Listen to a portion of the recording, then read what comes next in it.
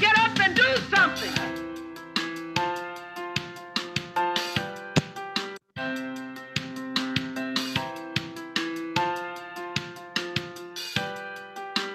Do something. Do something.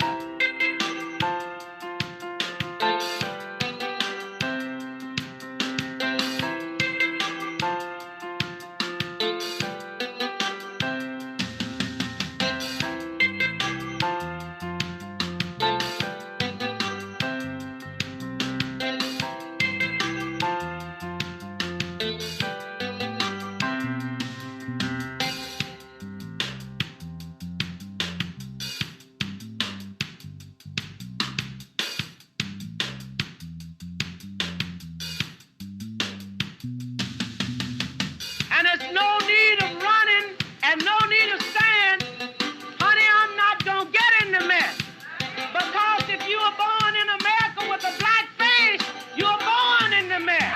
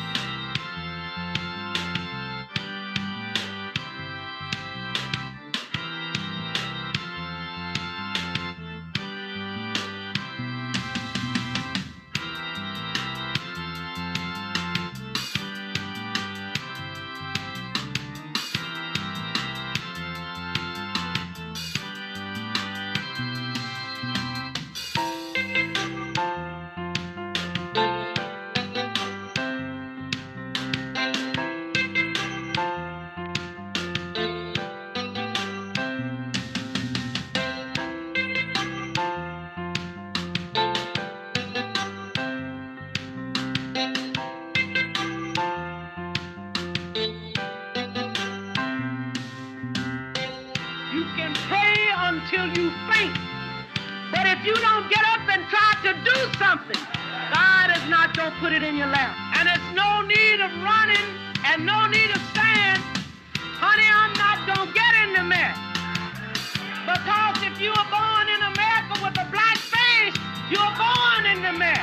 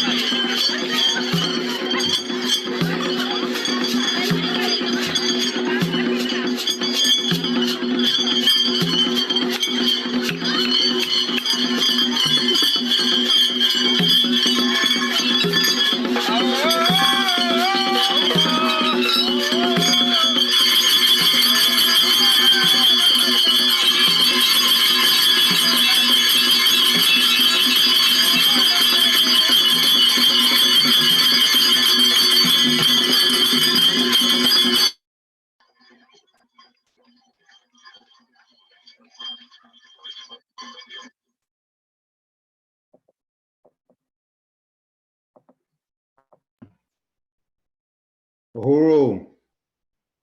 Welcome back, everyone, to the first day of the African Liberation Day, and thank those who are just joining us for African Liberation Day. Up, you mighty Africans, forward to a free, united, socialist Africa. My name is Kobina Bantu Shango, and I am the Southern Regional Representative of the African People's Socialist Party.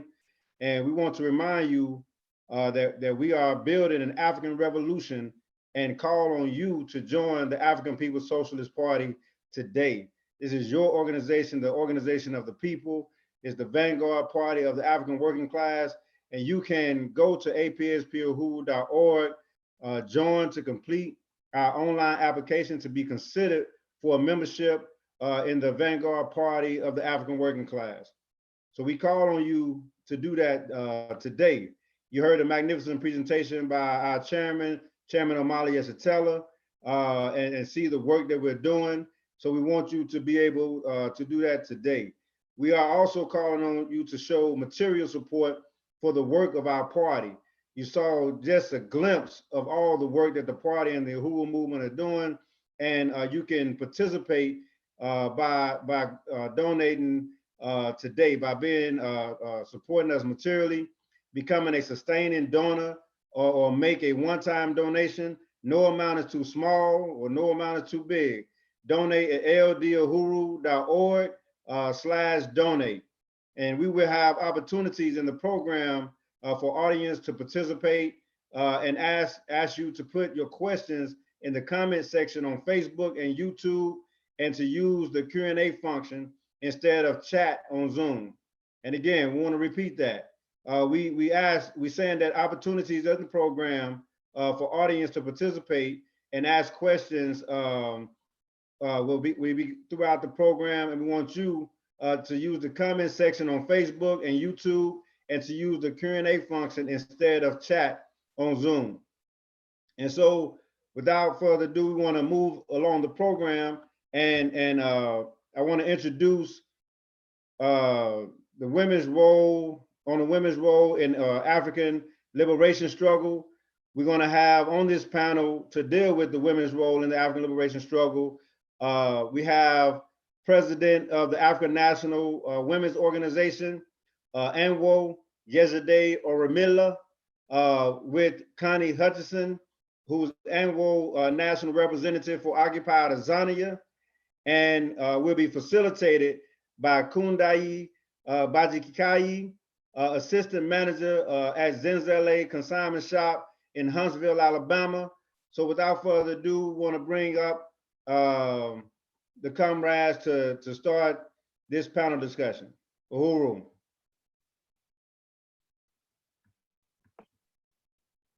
Uhuru.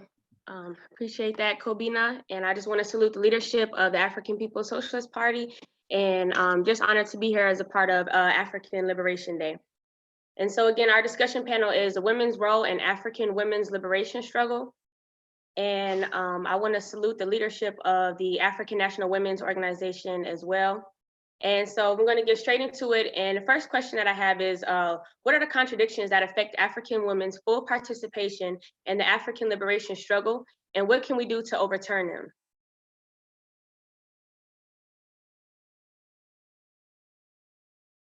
Ooh, thank you for that question. I guess I can answer first again. So I think that one of the many things is the core thing is colonialism is the thing that prevents African women from participating in the African liberation struggle. It's the reason why we should, but the contradictions that come as a result of being colonized, particularly because a lot of our day-to-day issues are just trying to get things done and trying to, get from point A to point B. And oftentimes, if it doesn't relate to how we're going to put food in our mouth and put shoes on our feet, that the question of evolution is not really something that's in the forefront of our people. So I think that one of the struggles that we have to get over is really really showing African women that the struggles that we are participating in on a day-to-day basis is the struggle of getting free. Like, if we don't overturn the system in and of itself, that we're going to continue to be dealing with these same things in isolation oftentimes, and they're going to just be a repeated theme in our lives. So it's just, I think that, as I said again, like just really realizing that the struggles that we're going through, and I'll say we can mass incarceration, we have in the United States, we have a growing population of African women who are going to prison. We have been working on a campaign around state-sponsored kidnapping of African children and the criminalization of African women. We have throughout the world where African women are forced to rely on their own body to sell in order to make ends meet, to fill their belly. And it's all because of colonialism and the exploitation, the oppression that has been laid on African people, that African women often sometimes bear the brunt of. So yeah, Uhuru. And Connie, if you want to add to that, please do. Definitely, Uhuru. I would just like to add and say, based on what you've already said, that colonial capitalism has kept us so preoccupied with trying to meet daily needs of feeding our children, housing ourselves, that it has even taken us away from realizing that all these struggles that we're trying to meet day in, day out is because of colonial capitalism. And we are so preoccupied with these things that we are not even able to take a chance and sit back and try to analyze our conditions and why is it that we have to go through these things each and every day. And one of the other things is when it comes mainly to young Black women, and why are they not so interested, or what is affecting them from not even wanting to partake in the African Revolution? It's the bourgeois media that keeps on trying to feed us that we are able to prosper within the system. And we can see that from the songs that are being released, from the reality TVs, there's nothing that is trying to show us that this system is messed up and we have to try and find another solution. So we are just bogged down with colonial capitalism is just keeping us busy, and it's continuing to feed our minds, and it's just taking away from even trying to see that we are in a mess and we have to get out of here. Instead, they're trying to make it look like we can actually survive within the system. Uhuru. I want to really appreciate both of those responses. And so with that being said, should we be struggling to end our oppression first and then focus on the African people as a whole? Okay, Uhuru, thank you, Sister Kundai, for that question. It's a definite no, because we understand even history has proved to say that the oppression of African women came at the same time as the emergence of capitalism. So for us to try and say we are trying to remove ourselves from this oppression, when this oppression came as a result of capitalism, because we understand that when capitalism came onto our continent, it erected structures that demanded that the African man in our community had to go, because they had to now go and work in the mines and things like that. So patriarchy and their opinions and their assumptions, they believe that men had more strength to go into to work into those mines. And so it meant that it is the men who are being paid or getting wages. So, and the fact that we had now been removed from the process of being connected to our land and reproducing for ourselves, it meant that women could no longer do that. So the only person who had an income now was the man,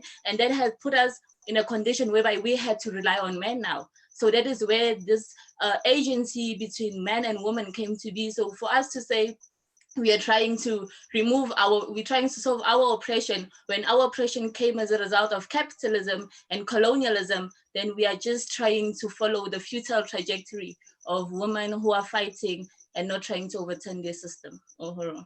Well, and I think that we have to also look at the conditions of African prior to the attack on Africa and the emergence of capitalism, and how African women had the rights to land, whereby white women in Europe they had no agency. They had everything that was aligned with their man. Like they couldn't, even if they were wealthy, they weren't anything unless they were married to somebody else, or they were the property of the family, the property of the husband.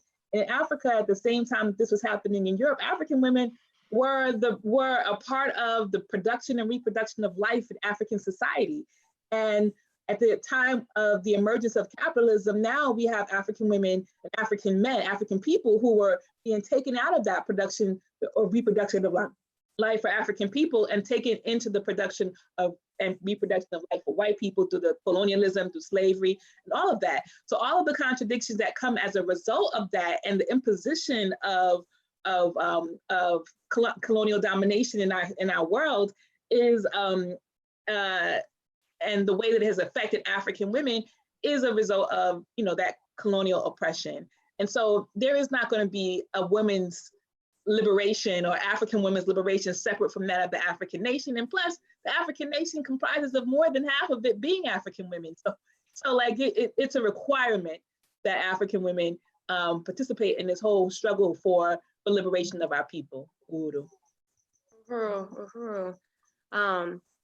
And now my next question is, how has the African People's Socialist Party answered the demand for recognizing African women as equal partners and leaders in the struggle for the emancipation and unification of Africa and African people worldwide?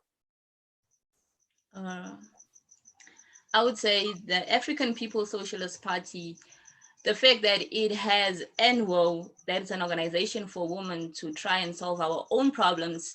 So it got us women to organize ourselves. It did not put us at a place whereby we had to rely on the party or whatever, but it has organized African women to come together and solve their own problems. And in that way, they are dealing in trying to relieve the problems of African women and not just deal with their own problems, but realize that the overturning of the special oppression of African women will come as a whole result, as the whole African nation gets to be free, then the special oppression of African women, as President Nyejide has already said, will also automatically get by. And the African People's Socialist Party has proven that African women, the revolution cannot be completed without the active participation of African women. And that is why we have ANWO that is organizing African women within the communities.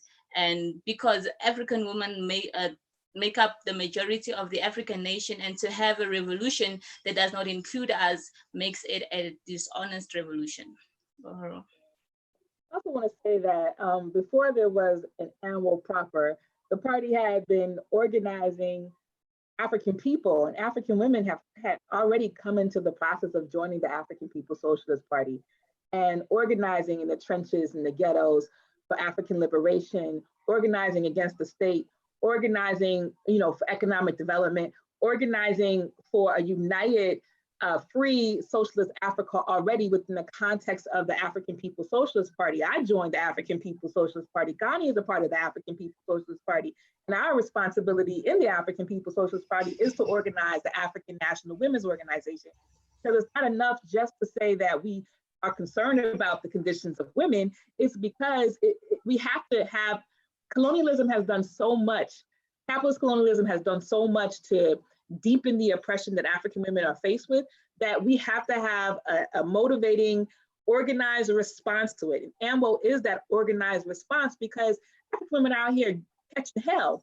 We don't, oftentimes we don't even know why things are happening to us. There's nobody in the hood giving political education and trying to help people understand that this thing that is happening to you is colonialism, but this thing that is happening to you is as a result of capitalism. And so like the strategy and the genius of the party, of the chairman, of really putting this down on the ground, allows for African women who are politicized to go into the hood, go into the community and say, this is why you should be fighting. If you want to see an end to this, then you need to be able to organize, be a part of organization, join together so that we're not in isolation and push back.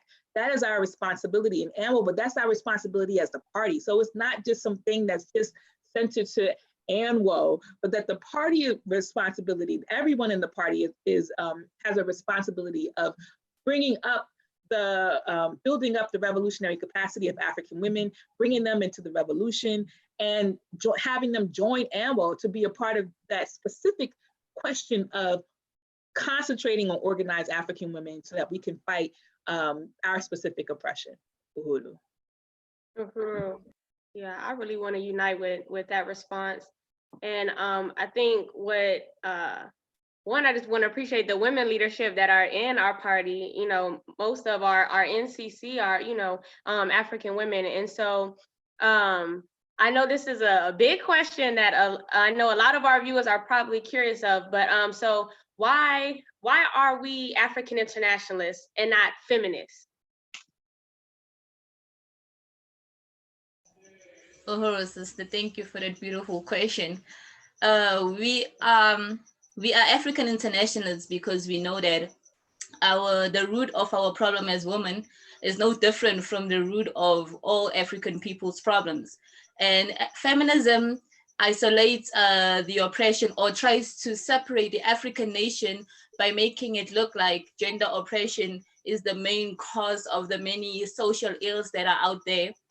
And it's not realizing the material fact that the oppression of African women came about as the system that's in place. Like, it does not realize what the oppression of African the oppression of African women is a result of. It's a result of the enslavement of African women. It's a result of the resources that were taken from African women that made us dependent or onto our men, or that just made us unable to provide things for ourselves and put us in situations that get us to be oppressed. So feminism tries to make capitalism look bad. It does not attack the real problem, and it just tries to bring division within our communities and within our nation between men and women, because you cannot talk about the fact that women are being oppressed, but then you're okay with the fact that women are not eating.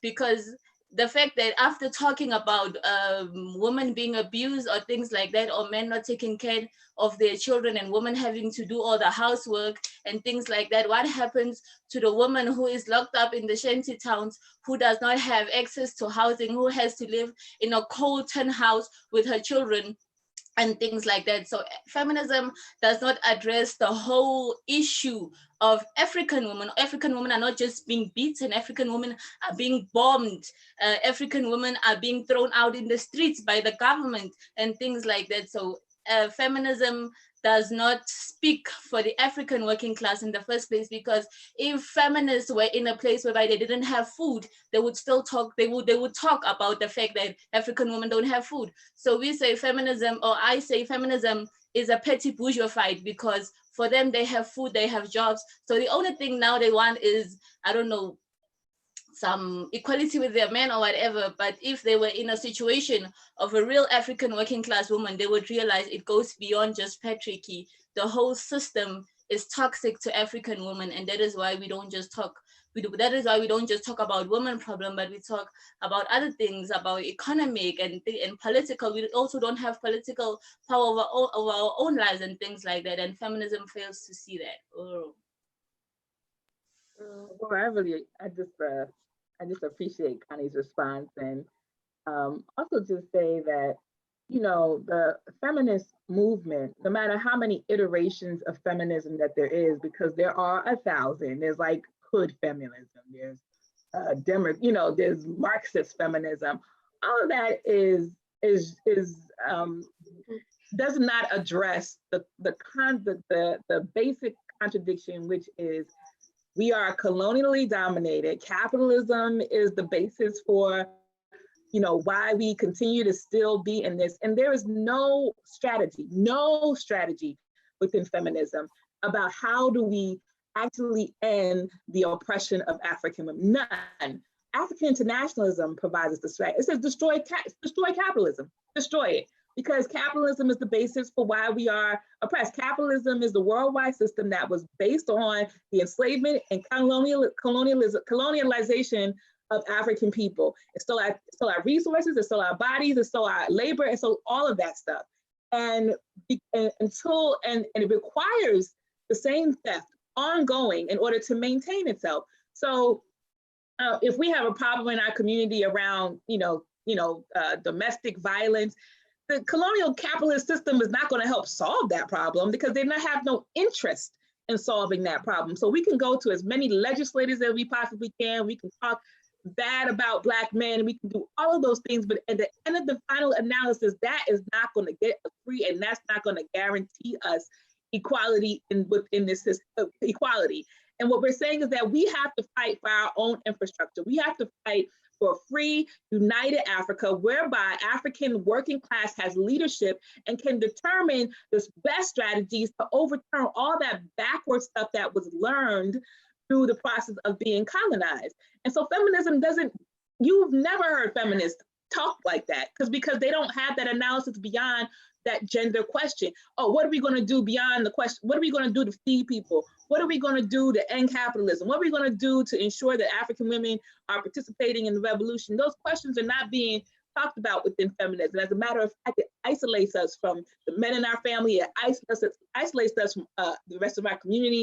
It isolates us. So now we're fighting this whole women gender beating thing and put us at odds with African men, as opposed to saying that we are also the leadership of the African Revolution, that we get to determine what the outcome will look like and how African women are going to be treated. We have to build organization to ensure that after the revolution is won, that we are in it, you know, building and organizing African women so that we don't go backwards. And so that's what AMO represents right now. And feminism ain't doing that. You can be any kind of feminist. You just gotta say you feminist, but you ain't have to be accountable to no process, nothing except your own ideas.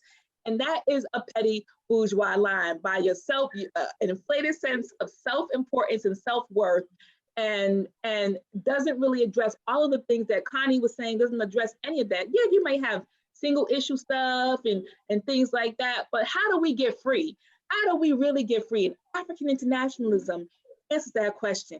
African internationalism empowers African women so that we can take that question on at the same time that we are dealing with the contradictions within colonialism that will get us free, not just us, but our people. And we get to work side by side with other sectors of the African community that we can struggle with around backward stuff. So it's not like we're waiting for the rest of the revolution to happen in order to solve these problems, is that we're in it right now, and AMO is that mode of transportation to get us to where we need to be. So feminism is a narrow, petty bourgeois, opportunist scope, you know, that does not address the questions of colonialism, does not address the question of ending capitalism, which is necessary for the equality and freedom of African women. I appreciate both of those responses, and I think you may have really just answered my next question, but just to make it clear for everybody that's viewing, in the final analysis, how will the oppression of African women be resolved? The oppression of African women will be resolved when a system that is not based on our death, that is not based on the theft of our resources, emerges. That is a socialist state that is led by the African working class people, that uses the resources to benefit the people, which is us. And right now that's not happening. So the African Revolution is the only redemption for African women. Yeah. Like, African internationalism brought Connie and I together. We weren't best friends. We didn't know each other. It brought you and I together, Kundai. We didn't know each other. You know what I'm saying? The revolution brings together African women from around the world whose sole purpose is to overturn this thing. And the revolution has to happen. African women have to be a part of that. We have to be solving the problems that are impacting us, but also solving the problems that are impacting our community. And we can't solve that with inside capitalist colonialism, because capitalist colonialism will ensure that we will stay the same. We have to be solving these problems with the intention that we trying to get free, and that everything that we're doing, every single thing, every struggle, every topic, every issue has to be tied to the colonial question in order for us to really see the long view, not the short view of getting legislation passed or getting a pittance here or a pittance there, but the long view of getting African liberation, getting African freedom. And so the final analysis is that we have to make the revolution on our way, and making the revolution right now means organizing against some stuff that's happening in our community, organizing against mass incarceration, organizing against the fact that women have to raise children by ourselves, organizing against the fact that We have the state-sponsored kidnapping of African children, organizing against all of, and these are the things that come right to my mind because those are some of the projects of AMWO, but there's so many, organizing against, the whole question of people being identified as sex workers. I mean, that's just the basis of exploitation that we're trying to make fit into, capitalism. Like, oh yeah, these people are being exploited. So let's just make it legal for them to be exploited. I mean, that's feminism. That's petty bourgeois line to try to fit in to make capitalism work. And we try to organize African women who are forced into prostitution out of prostitution and making them revolutionaries and giving them things that they can be involved in that will allow them to participate in a productive way toward making that revolution. And that's what we have to do. So the final analysis is that we have to make the revolution. If we ain't making a revolution, then we just up here, going around in a circle that, that ain't gonna never end. So unless we actually fight to end it. That was a powerful, closing to my last question. And I know African women are viewing this right now and want to know how to get involved with this dynamic organization. They've, united with some of the things that you and Comrade Connie have just put forward. And so can you tell our viewers how they can get involved with the African National Women's Organization? Yeah, so I'm the president, so I'm over all of it. Connie is the national representative in Africa, but is really helping to really spread. We want African women all over the world. We don't care where you are, whether you're in South Africa, whether you're in the United States. We want African, and I can't speak no other language than English. So I wish I could. I would say it in Spanish and French and Creole and all of the languages that African people speak, that we want you to be a part of this organization. And the ways that you can be a part of is that you can participate in our economic work. You could participate, you could be a graphic designer and join the revolution because we need graphic designers. You can be an accountant and join the revolution because we need somebody to hold our books. I mean, this is about building the infrastructure of the leadership of the African women who are African working class women. And so all of these things, we also need you to be an organizer. Ain't afraid to go out and do some bold stuff out on the street, organizing African women, go out there, hand out some flyers, go out there with us and carry out a campaign, build branches, organize other African women, take on the responsibility of shutting this thing down.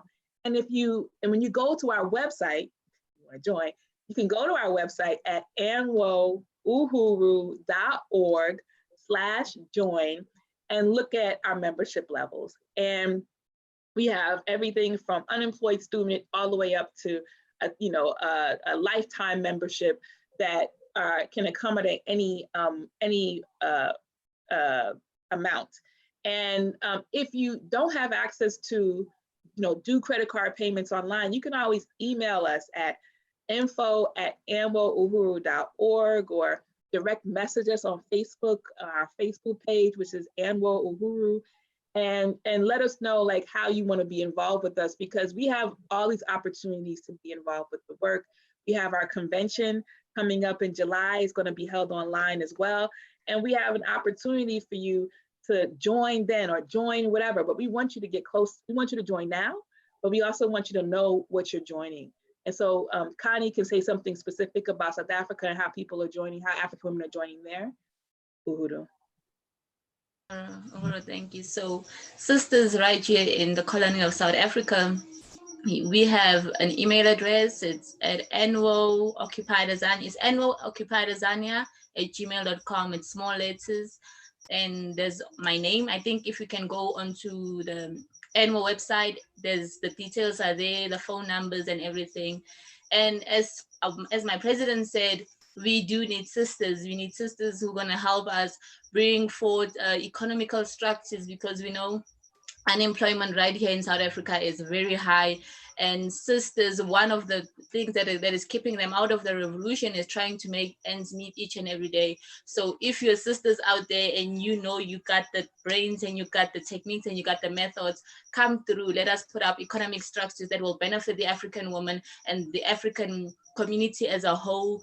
We also need those graphic designers, as President Yejide said. We need sisters who are willing to organize and sisters who realize that there is no future, no matter how hard we try to go to school and get degrees. We have seen the numbers of graduates who are sitting at home. It's just because the system is not meant to make us prosper as a people, and therefore we have to build our own things, no matter what they say. So if you're a sister and you want to organize and you're down with the people because you know that the people are in a mess, we are in a mess, each and every day, the violence and everything, we need sisters who are going to come through and help us solve the problems of African women while still waging the revolution towards a socialist Africa.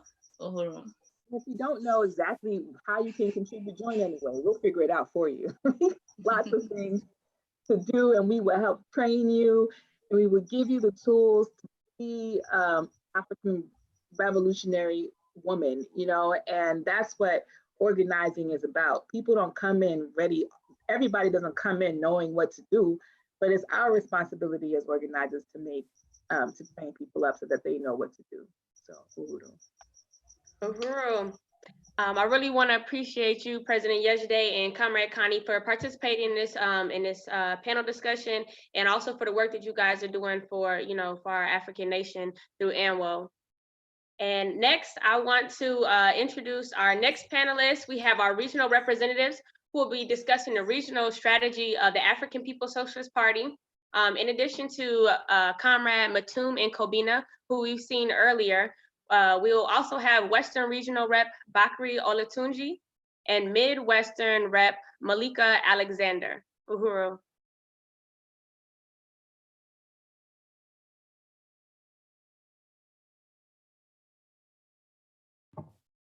Uhuru, comrade, thank you for having us on. I appreciate this. Has been a great webinar up to now. And I just want to say my name is Bakri Olatunji. I'm the regional representative of the Western region of the African People's Socialist Party. And it's my honor to be here today. I want to recognize the leadership of the African People's Socialist Party, Chairman Omali Yeshitela, and the brilliant overview that was given today. I really appreciate all of the other presenters before me. It has been a fantastic event, and I'm looking forward to it. I just want to say that here out in the Western region, we cover 13 states, which include California, Colorado, Washington, Nevada, Arizona, Utah, New Mexico, Oregon, Idaho, Hawaii, Wyoming, Montana, and Alaska.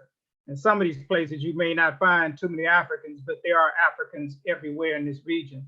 We make up approximately 5% of the total population, and that's about 3.5 million Africans.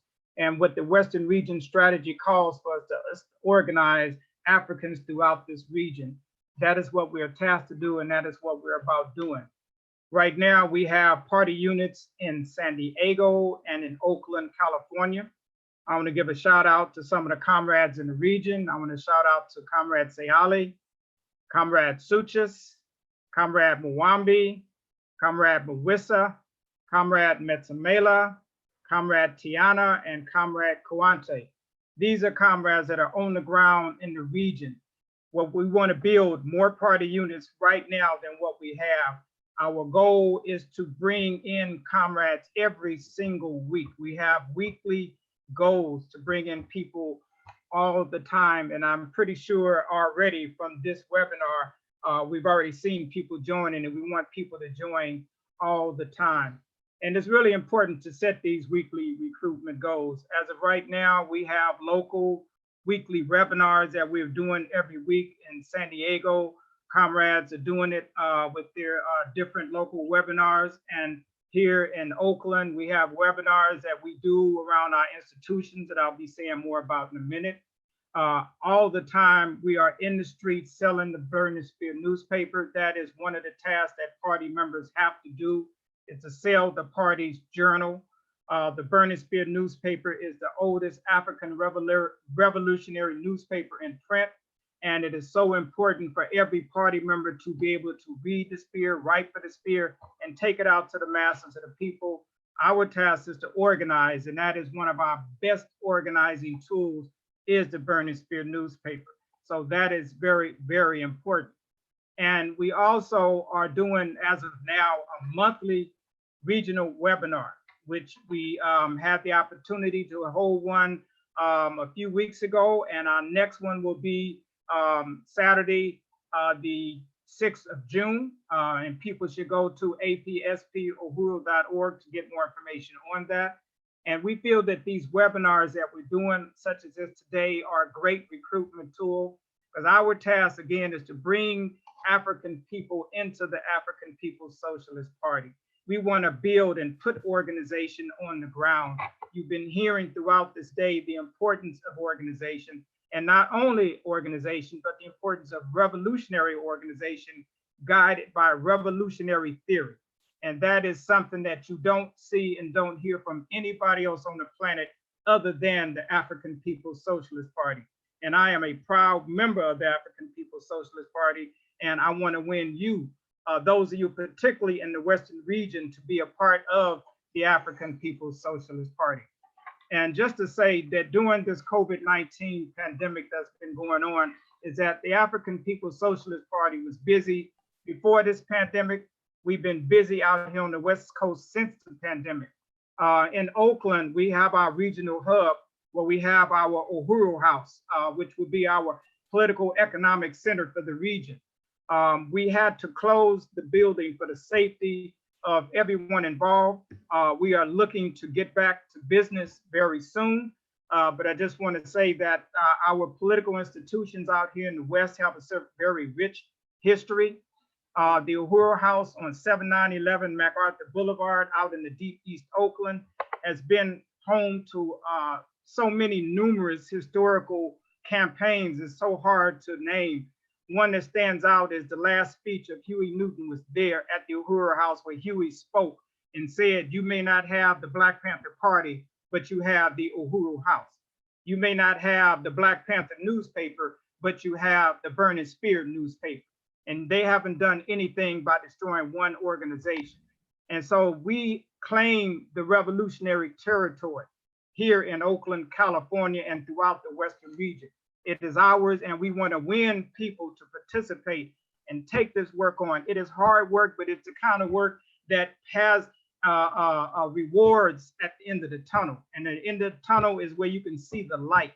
You can see the light through what the chairman was talking about, through seeing organization on the ground, through seeing real people out selling the paper and talking to you about Black power. That's the reality that we got to deal with. And we talk about some great institutions in Oakland, like the Bobby Hutton Freedom Clinic that was here bringing healthcare on the ground to African people in Oakland. We talk about a free child care collective where we provided African women the opportunity to collectivize child care so they can be a part of this African revolution, like what you just heard from yesterday and Comrade Connie. We have great, powerful institutions out here on the West Coast, out of Oakland. We have Uhuru Foods and Pies. It's been on the ground since 1978, building dual and contending power. And that is no small thing. You're talking about going into the thickness of the resources located out here in the West Coast, having a strategy that was put on the ground by Chairman O'Malley and the African People's Socialist Party that understood the question of dual and contending power institutions, understood the power of the African community can negate that of the colonizer. And it's just been such brilliant institution work on the ground for at least 40 years with Uhuru Foods and Pies, where we've been doing things like going to this San Francisco Pride Festival since 1978. We've done Reggae on the River, selling hot links and other things. We've done Monterey Blues festivals over the years.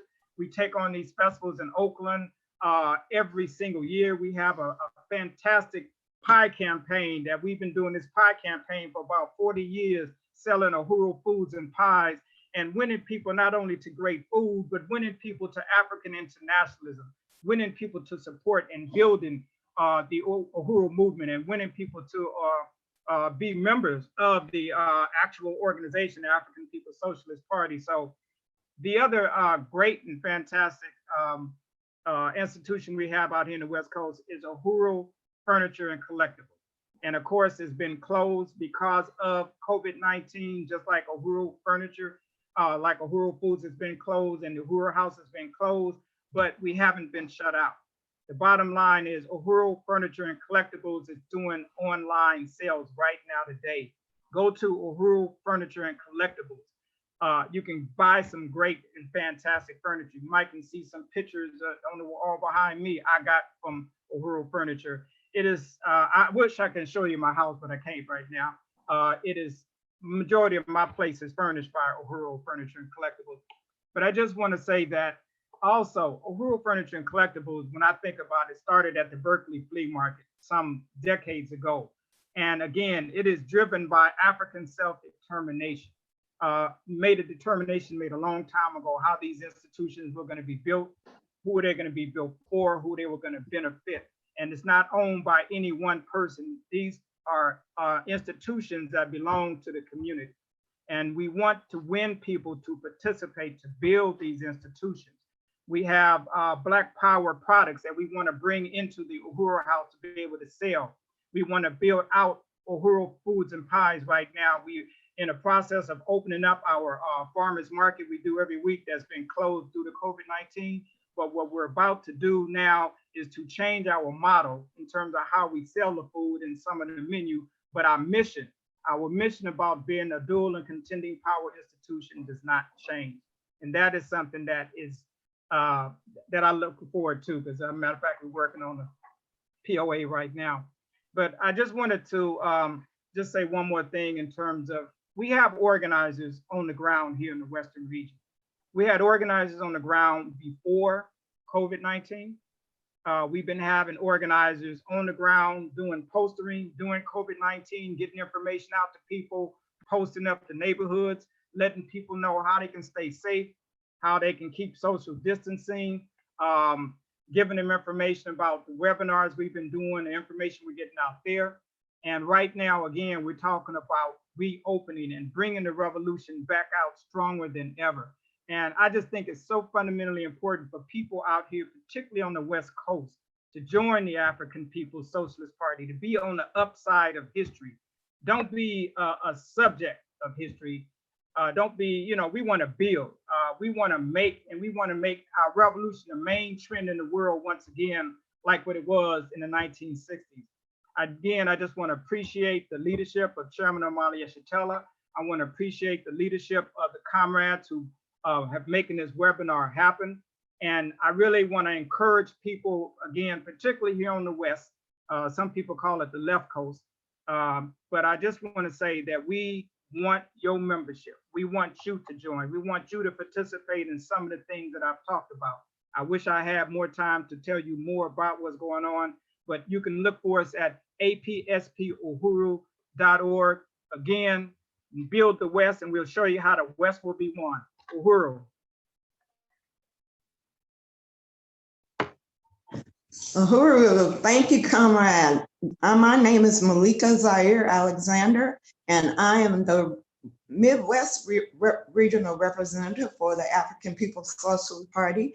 The Midwest encompasses North Dakota, South Dakota, Minnesota, Wisconsin, Iowa, Missouri, Kansas, Illinois, Indiana, Ohio, and Michigan.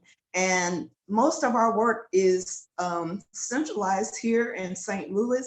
The work began here after the uprising, after the death of Mike Brown on Campfield Drive here in St. Louis. And Chairman immediately mobilized to here, and when he hit the ground, then the work began here, and it has continued nonstop since then. And so we're trying to keep the work going.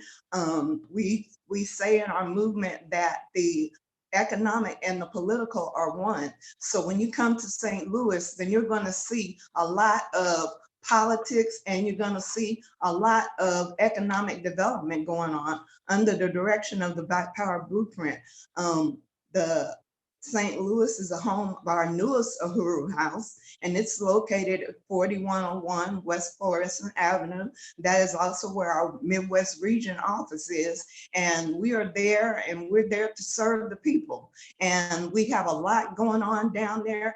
We're located in North St. Louis, which is really, really a critical place for Africans in St. Louis because of the gentrification and everything that is taking place here, with the talk of the plans to bring the neospatial the NGA spy agency here. And, they put people out of their homes, put people out of their jobs, promised jobs that they know these people were never going to get, and all of that. And so they're moving in and trying to make everything is a desert out here.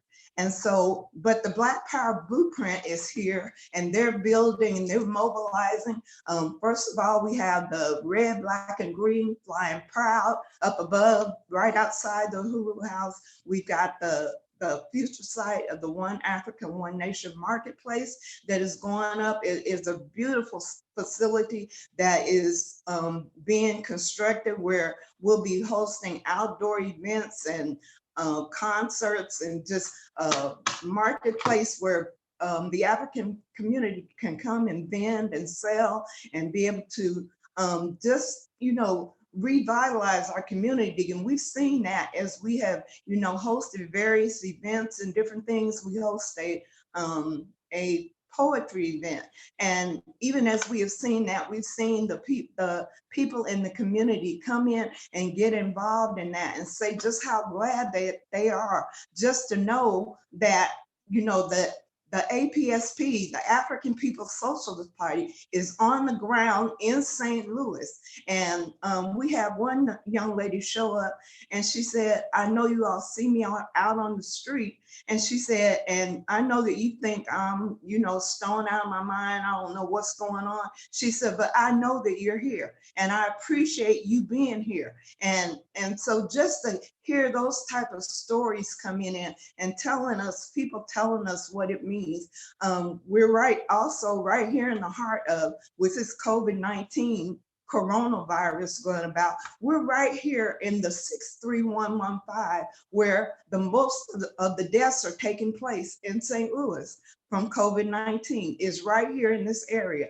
But this is where the postering and the leafleting had gone out to make people aware of how they can protect themselves, how they can look out for themselves as we go up against this coronavirus, this colonial virus. We know it is a colonial virus. Colonialism is a virus, but Black Power is a cure. And the African People's Socialist Party is on the ground in St. Louis, and we're wanting to mobilize. That is one of the mandates that we have been given, is to build and to recruit wherever we are, wherever you are. That's where we want to be. We're coming wherever you are. We want to do it in prisons, in apartment complexes, wherever we can organize. That's what we're about doing. That's what we're trying to do. My comrade before me mentioned the institutions of the APSP. We're Uhuru Foods and Pies. We're mobilizing here into the Midwest, so you all can look for Uhuru Foods and Pies this summer. We're just excited about the expansion and the growth and everything that goes on. And so we need you in the Midwest to bring your gifts and your talents, your ideas, anything that you might have that you can bring to the table to help us to bring about the liberation of African people in all over the world, but in particular in the Midwest. We need you in the Midwest. The Midwest has the potential to be an epicenter here because of all the different things that we are able to do. We have our largest unit in St. Louis right now, but we're mobilizing into Chicago. We should have our unit going up in Chicago by the end of the month. We're looking at East St. Louis. So we want to be able to mobilize to your area. We want to be able to grow. We want you to grow with us. So look for us. Look for us, APSP, ahuro.org. Find out how you can join. You were told earlier, and you'll get a chance to hear it again later, how you can be able to go to that website and fill out a contact form, and someone will contact you immediately. But we need you to come and grow with us. The APSP is moving. We're taking center stage. We're taking all the space. not just, we're taking it in social media, we're taking it everywhere, and we want you to come and be a part of that work. Uhuru.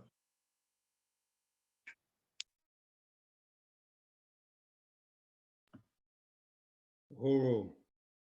My name again is Kobina Bantu Shango, the Southern Regional Representative of the African People's Socialist Party, and I again want to always first salute our leadership, Chairman Omali Yeshitela, and the whole National Central Committee of the African People's Socialist Party, and like my comrades before said, I mean, organization is key, and we got the party in all the regions. So, join the APSP. This is your movement, your organization, and you have to be, a part of forging the future for African people now.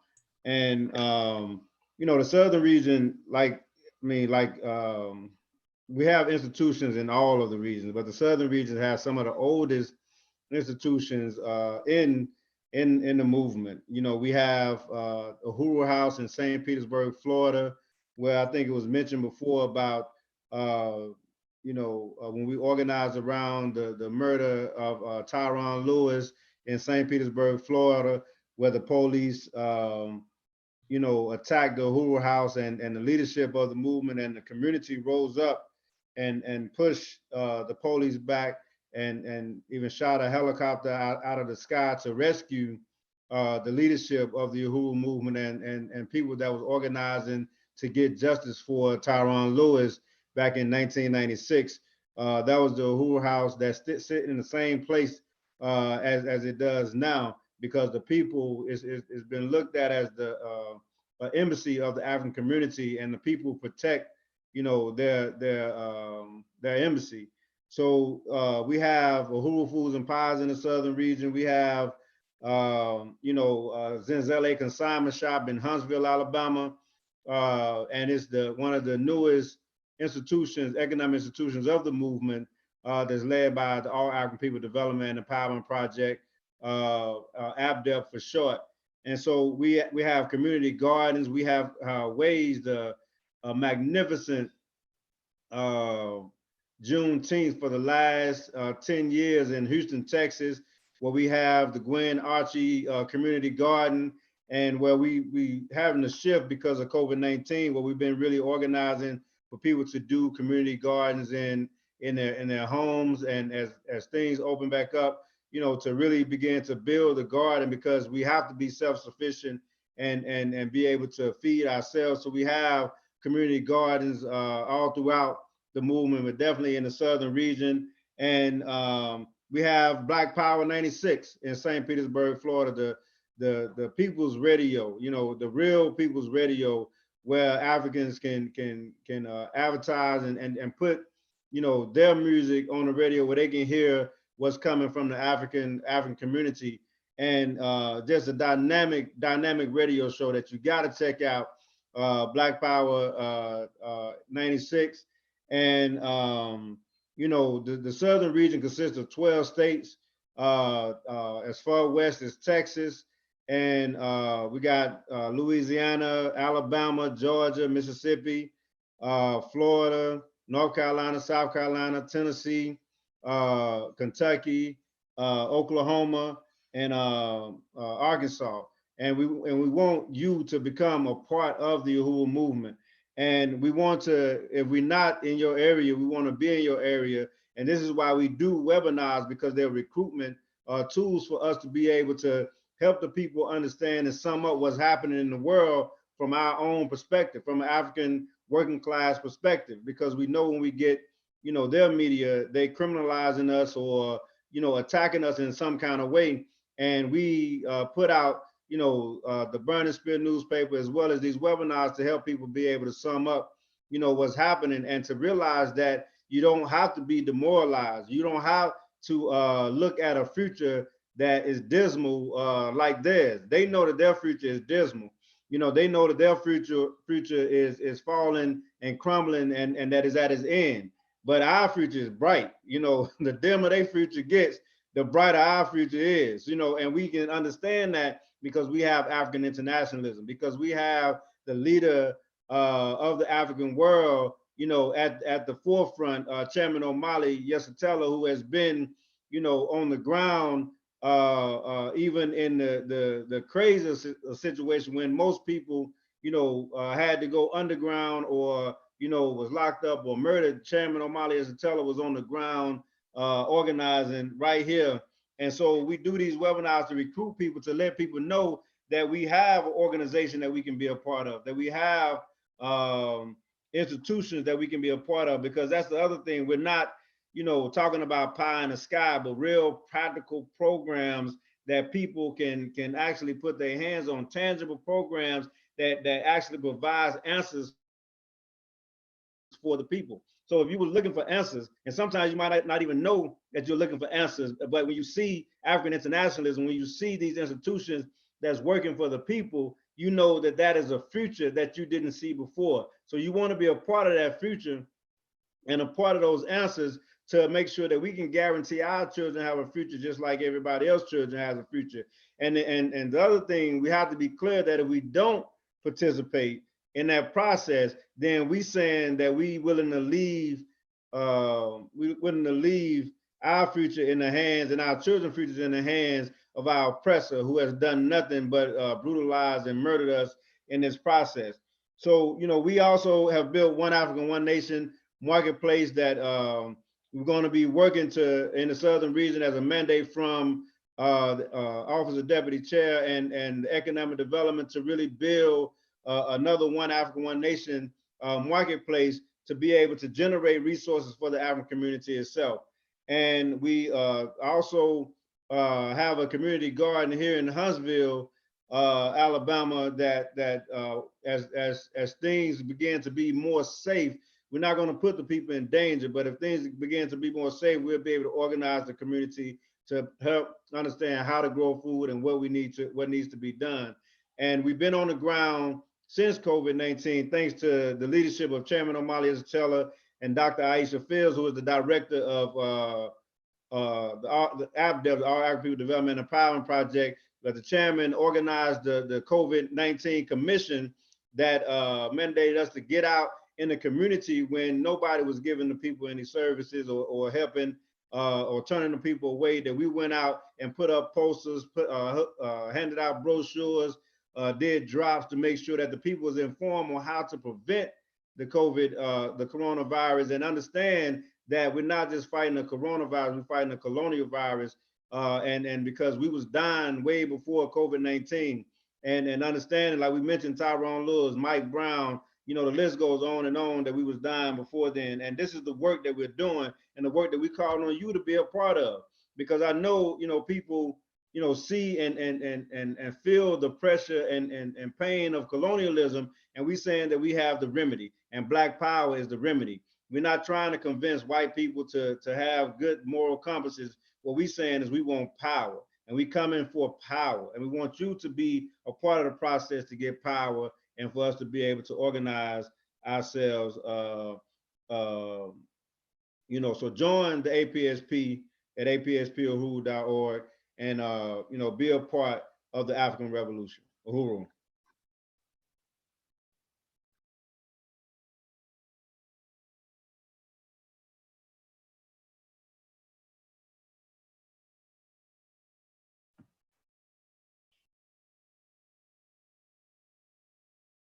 The Northern Region Rep, Mattoon. Uhuru. Uhuru. My name is Mattoon Nyobi, and I'm the regional representative for the Northern Region of the African Peoples Socialist Party. The Northern Region, Uhuru.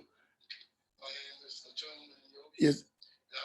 So the Northern Region is, it consists of all the states from 10 states from Maine to Virginia. New Hampshire will be Maine, New Hampshire, Massachusetts, Connecticut, New York, New Jersey, Pennsylvania, Delaware, Maryland, and Virginia. And we have members that's in New York, in Rockaway Beach, New York, and And we have members in Beacon, New York. We have a member in Boston, Massachusetts, Philadelphia, Pennsylvania, and Hyattsville, Maryland.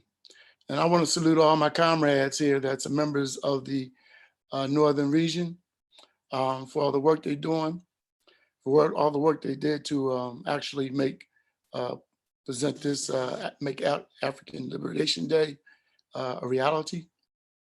The Northern region, we're involved in the work of, going to the people.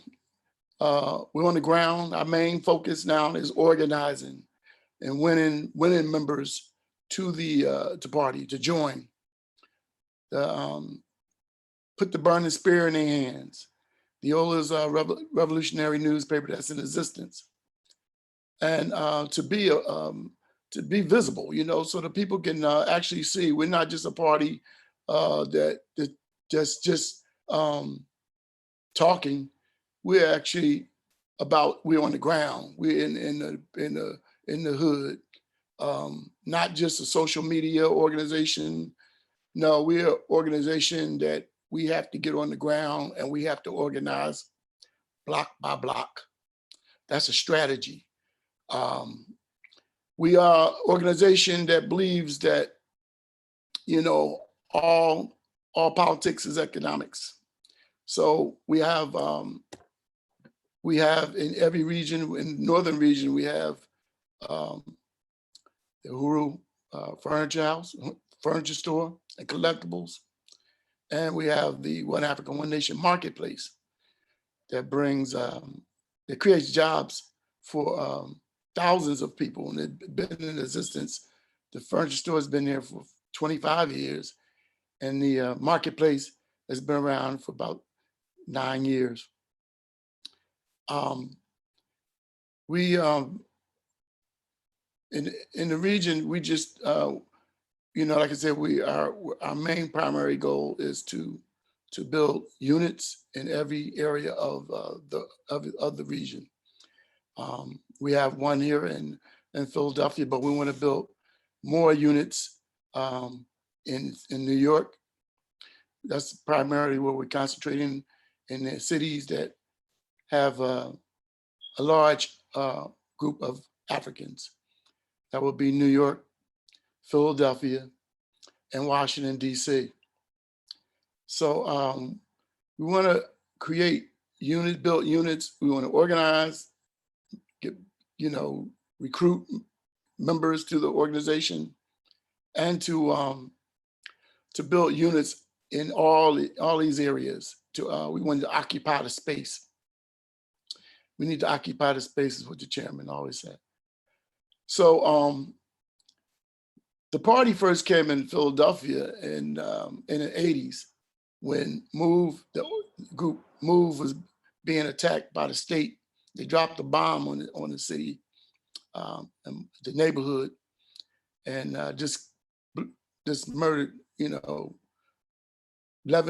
lives, and the party came in to, people were scared to say anything. Nobody was organizing groups. Nobody was coming out at the party. They came in, they sent forces in to unite and to work with MOVE, to denounce the state. And since then, the party has just been incredible, the work that they've been doing. So my job is to just organize, recruit, just like the other 4 regions. We want to make the Northern region, build the Northern region to capacity. So you don't have to be worried, that if you're interested out there, if you're out there interested in joining a revolutionary organization, we encourage you to join the African People's Socialist Party. So it's the party for the people. That's all I had to say, Uhuru.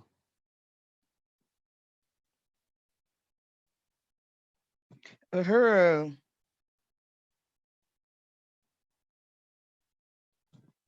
Uhuru, I just want to thank the African National Women's Organization, President Yesterday, and also Member Connie from the Occupied Azania for that riveting panel. I'd also like to thank the APSP regional reps, Matum, Malika, Bakri, and Kobina. I want to thank everybody who has been engaging with us online and also through Zoom. We had one person, Heberson Michelle, who was interested in joining. Thank you, Heberson. We also have a question of the African National Women's Organization. And it says, this is from Asa Ampu, also in Occupied Azania. And he says, sisters, can you speak to the difference between gender and sexuality? I asked this in the context of trying to get clarity on which one is politically a construct. Also, can we brothers in the process of making struggle for freedom get training in how to change diapers and take the baby off your hands practically? I want to learn, Uhuru.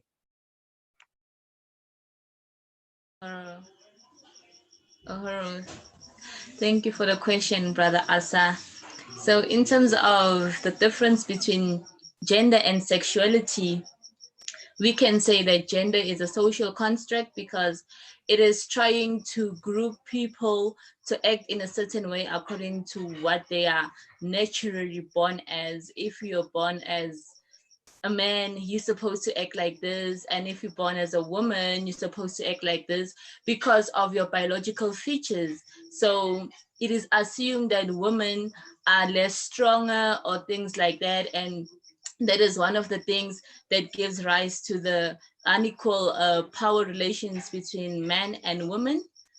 And in terms of sexuality, I can say sexuality is the things that a person gets attracted to or decides to associate themselves with, irregardless of the gender, or it is defying the gender definition of being a man or woman. You just do things because you're human. And yeah, I can put it like that. Uhuru, President, do you want to add? No. Uhuru Kani, I think you said it perfectly. I don't need to add anything. Uhuru. So we don't have any more questions at the time, but I definitely want to just let our viewers know that if you're interested in joining the African People's Socialist Party, you can do so at apspuhuru.org/join. And if you're interested in joining ANWO, the African National Women's Organization, you can do so at anwouhuru.org/join. And I'm going to turn it back over to Regional Rep Kobina, who's going to take us to the next place in the program. Before I didn't know, I saw the chairman come on. I didn't know if the chairman had anything for that question or not before we move forward. Just. Oh, okay. Thank you so much. Chairman, if you wanted to jump in, anything you're muted. Question? I wanted to unite with Comrade President Yejide. I mean, Comrade Connie said it all. I'm just being made speechless by just everything that you comrades bring to this meeting, and you help to make manifest the fact that a party is not just an organization that talks about things. It's not, you don't just engage in empty, abstract discussions, but actually engage in changing the world. And it's just impressive. I have nothing. They've said it all. Uhuru. Uhuru. Yes, I appreciate that. And I appreciate all of the panelists, Anwo, Yesterday, Uhuru Kani. I appreciate all the regional reps and the work that we're doing. You know, let's keep this work moving and advance this revolution, and just make sure that, you know, if you're listening and you're not a member of the African People's Socialist Party and the Uhuru movement, join the APSP. This is your future. This is our future. You know, let's make this happen. And now we're gonna, if there's no other questions, we're gonna move. Can I make an announcement on our fundraising so far? Yes, that would be good. So we had a goal of $8,000, and so far we've gotten $1,995 donated so far. We're not even done yet. So we can make this amount. I really want to just give a huge recognition to Chairman for making a $100 donation, Comrade Chairwoman Penny Hess for $100, Ciali for a $10 donation, Janai Peterson for a $50 donation, Dante Alexander, we got your $80 donation, $120 pledged over a year for Margarita Ntongo. The sister, I think, resides in Africa.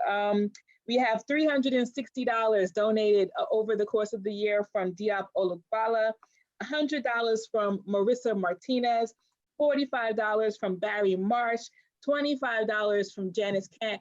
Keep it coming. We gotta make that $8,000 goal over the next, between now and tomorrow. And you've seen all of the work that the party is putting forward. This helps build, we are the party of the African working class. We working class, y'all. So like we need these resources to help move the work forward so that we don't have to dig into our pockets, but that we are actually using the funds to build the revolution. So please continue to donate. Whatever amount is welcome. You can do it monthly, you can do it one time. I just wanted to say that and say thank you, and I will continue to keep us updated through the course of the program. Uhuru. Uhuru. And if we have time, there was a question from earlier for the chairman, and it says, is Chinese colonialism another form we should be paying close attention to, given their presence in most African nations, for example, Ethiopia, Zambia, etc.? Well, the presence of Chinese, much more ubiquitous than what was just mentioned on the continent of Africa. I mean, I've gone to really remote villages, remote in terms of being far away from urban centers on the continent of Africa, and I found Chinese there. I remember being even years ago in Southern Africa, Namibia, and every morning the TV would come on with a Chinese person who was teaching how to speak Chinese. The fact is that the US and China are engaged in an extraordinary struggle on the continent of Africa, and that it has even been, we've seen, like in occupied Tanzania, South Africa, this contest between Zuma, who was the previous president, and the guy who's now the president, who is a billionaire so-called trade union worker there. And Zuma, who was kicked out of office, pushed out because of charges of corruption, and he was corrupt on the one hand, but what we were looking at is that Zuma was close to Indian and Chinese capital, and that was threatening the traditional white imperialist forces who have dominated South Africa economically traditionally. So there's a huge struggle that exists there. However, I think that as dialecticians, we understand that all contradictions are not exactly the same. For Africa, the question is that everybody's on the make. Chinese, they have their plan. They want resources out of Africa. Imperialism was created in Africa, and all of the Western imperialist countries built themselves in Africa, virtually every one of them. And now everything that's trying to now they even try to rescue themselves from this deepening crisis, economic crisis they're confronted with by digging deeper into Africa, not only as particular countries, but institutions that they've created. I've just seen where I'm trying to remember where, oh yeah, I think it's Lesotho.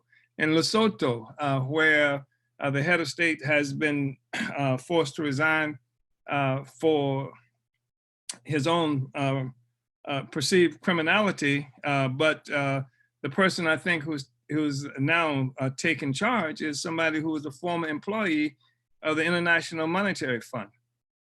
So these are other institutions. This is white power imperialism functioning, you know, in that fashion. So we see that Africa is just there to be had by any force. So now we look at China, and there's a big contest that's happening. U.S. is doing everything it can to slander China. It travels all over the world. It travels everywhere. It travels all over Africa saying, don't have anything to do with China. And they're saying that, of course, because China is contending, it's the fastest growing external economic force in Africa is from China. Is that to Africa's benefit? It's not to Africa's benefit. It's not to Africa's benefit when the Italians or when the French or when the Belgians and the Portuguese and the British are there either. None of these are the Americans in particular. Africa has to become free and independent and liberated. That's the struggle that we're involved in. But we can't fall victim to this whole anti-Chinese thing based on the fact that we are being manipulated by Pompeo, the Secretary of State, Trump, and other forces from the United States. And I don't want to just say Trump, because there are all kinds of economic interests in the United States that's doing everything it can to keep China from growing its power, its influence. Africa is a great prize for any of these forces. It's a prize for even Turkey is in Africa. You know, India is in Africa. Canada is in Africa. Everybody who's on the make is in Africa.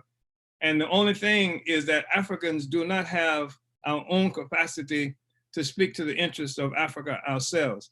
I want to mention the Chinese thing though in particular, because there's a lot of concern, and rightfully so, about what people have seen in terms of Chinese attacking Africans in China. I don't know the extent to which that is true. I know some of it probably happened because I think Chinese are like everybody else. If Chinese have a problem with Africans, if they don't like Africans, China has no history of a real serious relationship with African Africans, except at a juncture when the Chinese Communist Party, when it was a revolutionary organization, did support some revolutionary struggles we were involved in Africa. But England, the United States, France, Belgium, all of these forces sucked the blood. They engaged in the slave trade or whatever you want to, and their attitude about African people is spread around the world. China's attitude about African people in part is due to what they have learned from white people, from the Europeans, and this is an aspect of that. But the other thing about that is that we should remember that's a critical thing, because China has its interests in Africa, US has its interests in Africa, and they're struggling with each other, and Africa is the prize. So we have to take Africa ourselves as African people, because we will be victimized by any force external to Africa. Africans have to be in charge. We cannot rely on the African petty bourgeois neo-colonial leaders because they are up for sale. They will sell Africa to the highest bidder. They will unite with China because they can use that unity as leverage in the struggle they got with the French or they have with the United States, et cetera, but it doesn't benefit Africans at all. Africa has to have its own powers, and that's the thing that the African People's Socialist Party is involved in trying to deal with. So yeah, China is there and is contending with the United States for influence. It contends differently, but it's contending.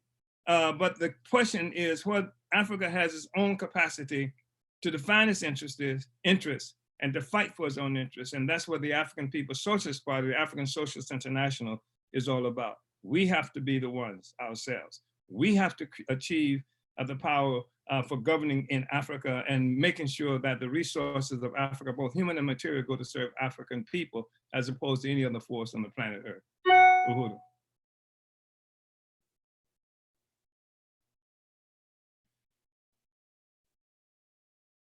Uhuru.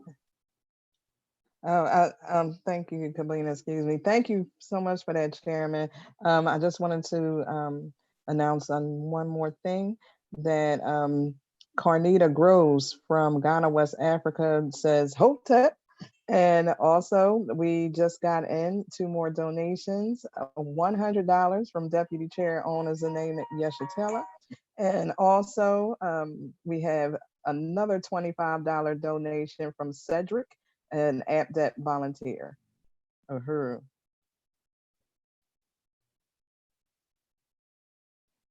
Go ahead. So we actually have a little more time in this part of the program. So I just wanted to offer it up to the chairman if he has anything else that he would like to share. We have until about 1:40, so we're 20 minutes ahead.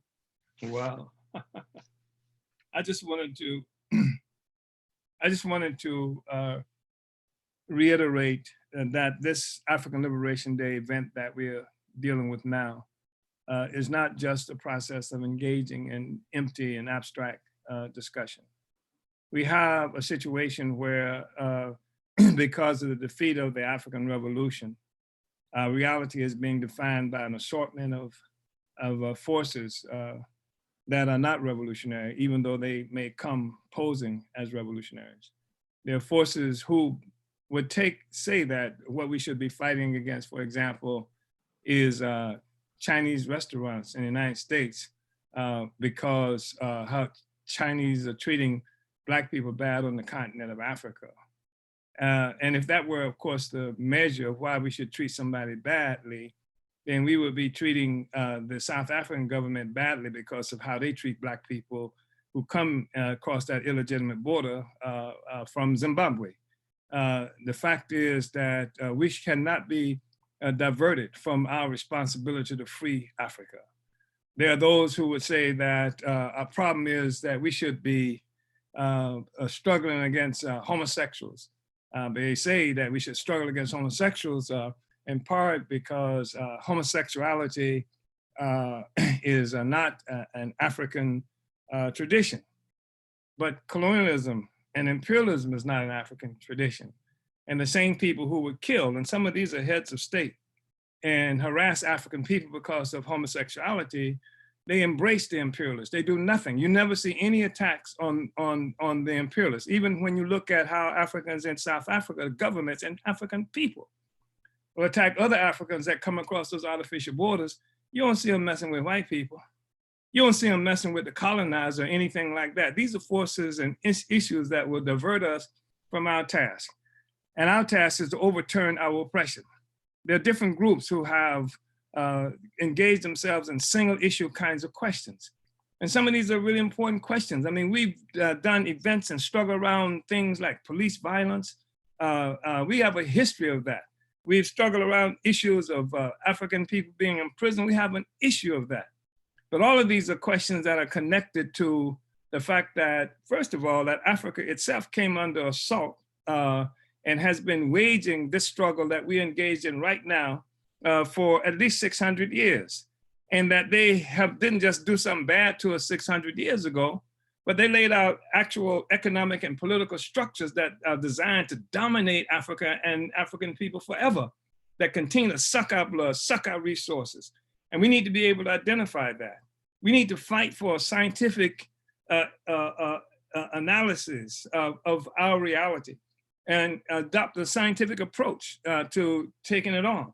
We need to destroy this philosophical idealism that assumes that somehow African people are going to win our freedom differently from other people who have had to fight to get their freedom. I was engaged in a discussion, a radio program in the United States not too long ago. And a brother who seemed to be a really good brother, a really nice brother, came on and said that, don't I think that what African people are going to have to do is just do a lot of drumming. The drum from every place, and somehow the drumming is going to make us free people or something to that effect. And there is not going to be any African exceptionalism. I want to use the same kind of drum the Vietnamese used when they kicked France's ass. I want to use the same kind of drum that the Vietnamese used when they pushed the United States to be jumping off those buildings, trying to get on those helicopters to get the hell out of Vietnam before the revolutionaries got there. The fact is there's not going to be an exceptional way for us to get free. Doesn't matter. There's no secret thing that's buried someplace in the White House that once you read it, once you get it, then somehow we're going to be free. There's no piece of paper, there's no document that's ever been written. It's not law. We're not oppressed because of a law. We're oppressed because we are confronted with people who rule without regard for law, any law, because they got the power. And we have to fight for the power as African people. There are folk who are engaged in struggle, but they are not guided by a revolutionary theory. If you don't have theory, that means to guide you, that means anything that comes up at the moment dominates what it is that you're gonna do. That's what people talk about when they talk about opportunism. Because opportunism is selling at the long-term interests, abandoning and sacrificing long-term interests of the African working class to the benefit of some other social force for short-term issues. Neo-colonialism is the height of opportunism, because what it means is that as opposed to fighting for the total independence, liberation of African people, you settle for this phony state that the white people have created for us to have. That's what opportunism is. We don't do that. We say we are engaged in a revolutionary struggle. Beyond that, it's absolutely necessary for African people all around the world to understand that wherever we are, whether it's in Africa, whether it's in New Jersey, whether it's in Haiti, Jamaica, Trinidad, you name it, wherever we are, our condition stems from the fact that Africa itself came under attack. Those nonsense that somehow, you know, there's this African descendants of slaves who are due reparations is nonsense. And is probably something that's created by the colonial state itself, some intelligence organization that would have us fighting over imaginary penance that you don't even have, fighting against other Black people because somebody in Africa might be claiming some reparation that Black people in America have worked for. America itself is a settler state.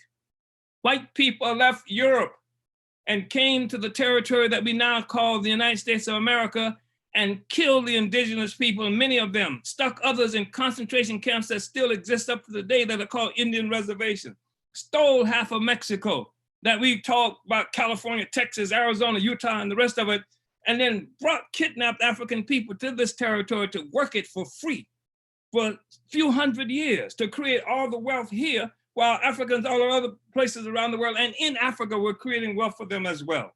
It's a single world economy. You don't have a lot of world economy, you got one world economy that's called capitalism, and that world economy was created through what happened to Africa, what Europe did to Africa. And it's our responsibility to build a revolutionary movement that's based on a scientific theory that can make this kind of analysis that we're talking about now and see that the origin, every contradiction we have, whether it's in Haiti, whether it's in Jamaica, whether it's in Belize, any place in the world, whether it is Africa itself, has its origin in Europe's attack on Africa that led to the creation of this monstrosity, this plague that affects the entire world, that's starving most people in the world today. Most people in the world do not have clean water. Most people in the world do not have decent shelter. Most people in the world do not have access to electricity and what have you. The imperialists and white power, they have it because they've stolen it from the rest of us. And we have to have a scientific theory that helps us to understand this. And we have to understand that we are one nation that has been forcibly dispersed at gunpoint. It's not like Africans left Africa and came to this place where we are now located looking for a basketball scholarship. The fact is that we got kidnapped and brought here, and we're gonna have to destroy this relationship that we have with white power and liberate ourselves as a part of the whole African nation that's enslaved. So that's the only thing I would add to this discussion, that we have a dynamic organization.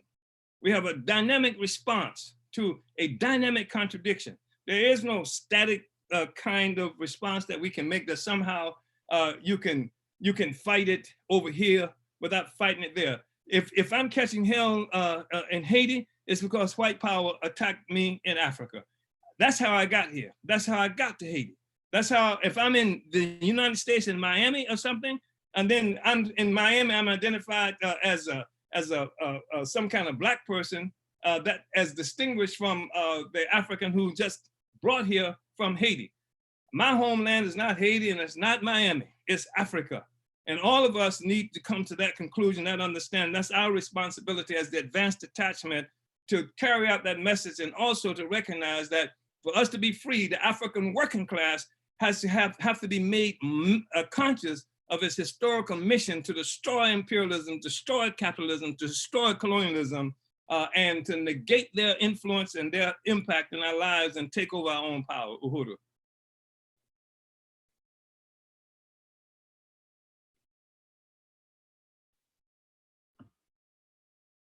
Uhuru. Uhuru. Appreciate that, Chairman. And wanted to make sure as we move forward that there was no questions for the chairman. After that response.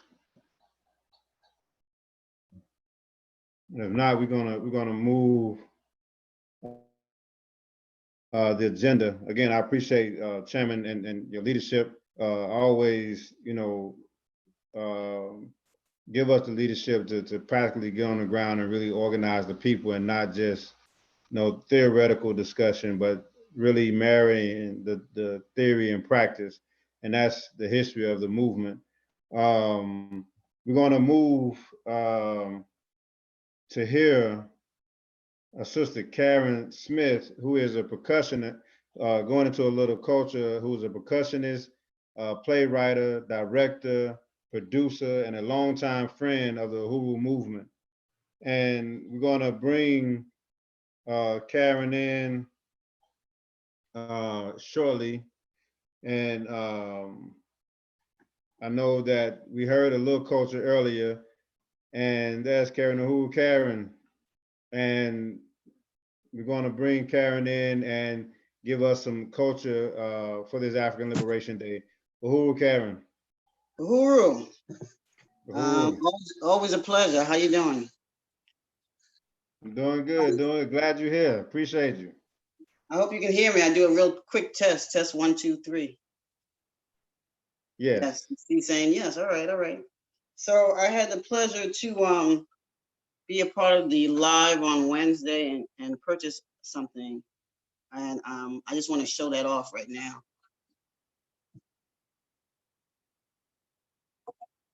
To encourage people to go online and make sure they purchase from the store here in Philadelphia, because that's where I am. And you see this beautiful stool. Magnificent. And this was an eye. Yeah. Yeah, if I would Uhuru, comrade, if I were in Philadelphia, I would have beat you to that stool. I know. I'm sure you would have. So the stool, I purposely, besides supporting the organization, the movement, I also wanted to buy something for a new instrument that I have. So I'm going to play that right now.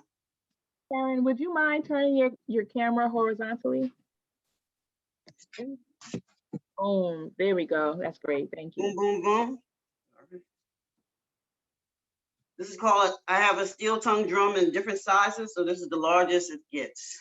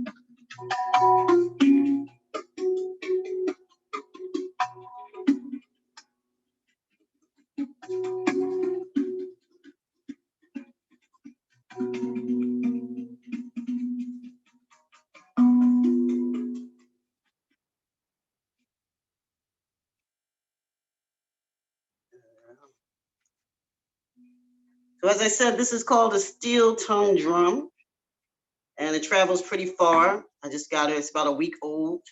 So this is his first Zoom or live performance of playing on this. So thank you for allowing me to do that. Love this stool. Like I said, you can definitely, I don't know if there's more stools, but you can definitely get more furniture done by Enzo. The beautiful artwork. That mud cloth, I just fell in love with it right away. I also have a djembe. Shout out to everyone who's listening. Thank you so much for putting this together as well every year. Thank you, I'm gonna Karen. play this djembe, so hopefully you can take it up a little bit if you feel like clapping, dancing, moving. It's all for you.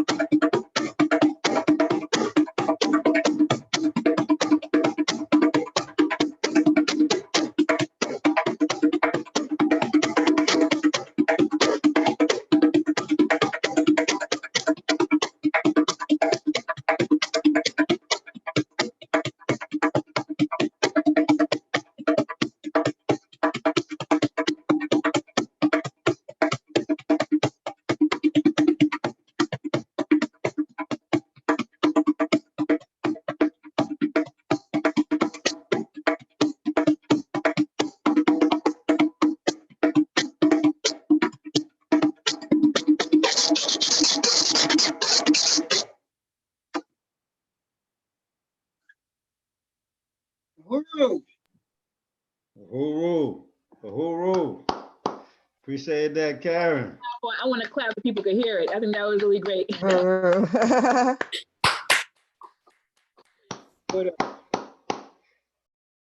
Uhuru, you had me over here dancing. I hope so. Make you want to move. Yeah, we really appreciate the cultural presentation by Comrade Karen Smith. And I think it may have been a question real quick, just to say, Okay. could you explain the drum that you had, that you were just playing? This drum is a West African drum. It's called a djembe. This is actually one of my first drums here in Philadelphia. I'm originally from New York. I came to Philadelphia in '93. So I think I got this drum like in '96, '97. So this is my first drum. Since then, my ensemble of drums have grown. And I've been doing this full time for the last 10 years. Like, this is what I do. So, this is my first one. This is my baby. It's from the motherland. And it's called a djembe, D-J-E-M-B-E. Uhuru. Yeah, we appreciate the cultural presentation by Karen Smith, and another round of applause for getting our feet moving and getting us up and excited. Thank you. Stay in the struggle. Uhuru. Yes, Uhuru, comrade. And we're gonna move the agenda. And again, we really appreciate Karen and the cultural presentation. I wanted to see if there was any announcement about the resources and the membership. We want people to join, continue to donate to help this work move forward. And just want to have Comrade Yesterday. Yes, I'm here. Okay, this is so exciting. Oh. Yes. So we have, I think I said 1995 last time. So we have $5 more to put on that. Dexter made that $2,000. So we raised that. We had $100 donated from DC owner, 120 over $10 a month over the years from Hayden. So that's $120 put on that. We have $25 donated by Leah Fifield. We have $25 donated by Niundu Gusha. I hope I got that right. And then we have another $100 put on that by Jennifer and Robert Vargas. So we are up at $2,370. Thank you so much, Uhuru. Uhuru, comrade, I appreciate that. Let's keep on donating. Let's keep on getting it, and donating as much as you can. Let's join. We want you to join. We are an organization of organizers, so we want you to join and participate in this work as well. And without further ado, I want to intro the Director of Agitation and Propaganda. So Comrade Akile Anayi, who is a dynamic leader.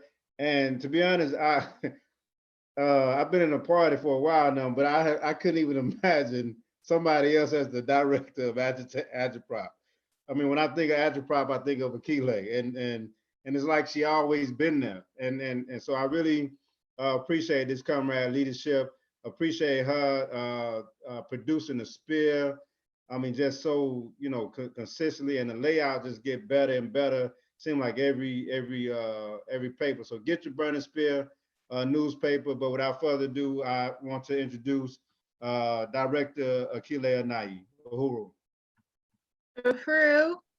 Uhuru Kobina, and Uhuru to the African People's Socialist Party and everyone who is in attendance of this incredible African Liberation Day.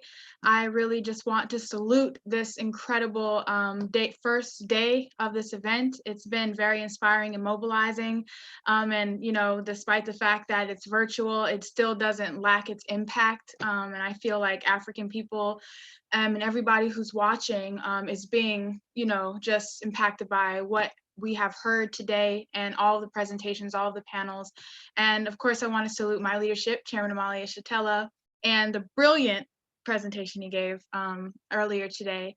And, it's just his tireless leadership for over 50 years that has brought us to this period today. And I just really want to salute the chairman. And I want to salute the African People's Socialist Party. And I'm just very honored to be a member of the African People's Socialist Party and as a leader in the African People's Socialist Party as a director of agitation and propaganda. So without further ado, I want to talk a little bit about that department, agitation and propaganda, and how it relates to the overall strategy of our party to, wage the African revolution and to create the unified socialist Africa that we've been talking about throughout the duration of this program. So I'm gonna just go ahead and share my screen right quick. Second. Okay. All right. So, 1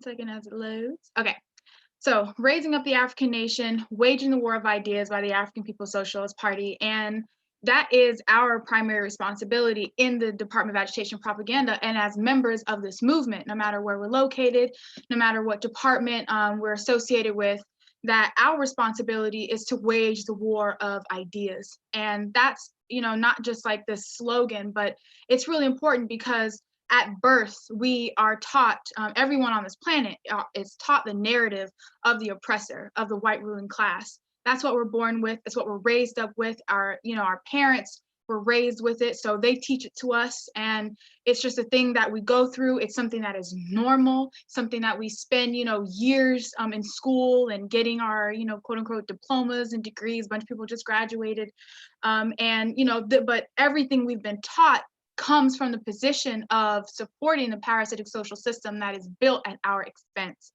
And so in order to wage a successful revolution, you have to be able to inspire the masses and win the masses to their own interests, which we're not born with understanding what our real material interests are in this world. We're not born to understand that, because if we were, then the whole revolutionary process would be, it would be a lot easier if we all were just born understanding that Africa and African people are supposed to be free and self-determining.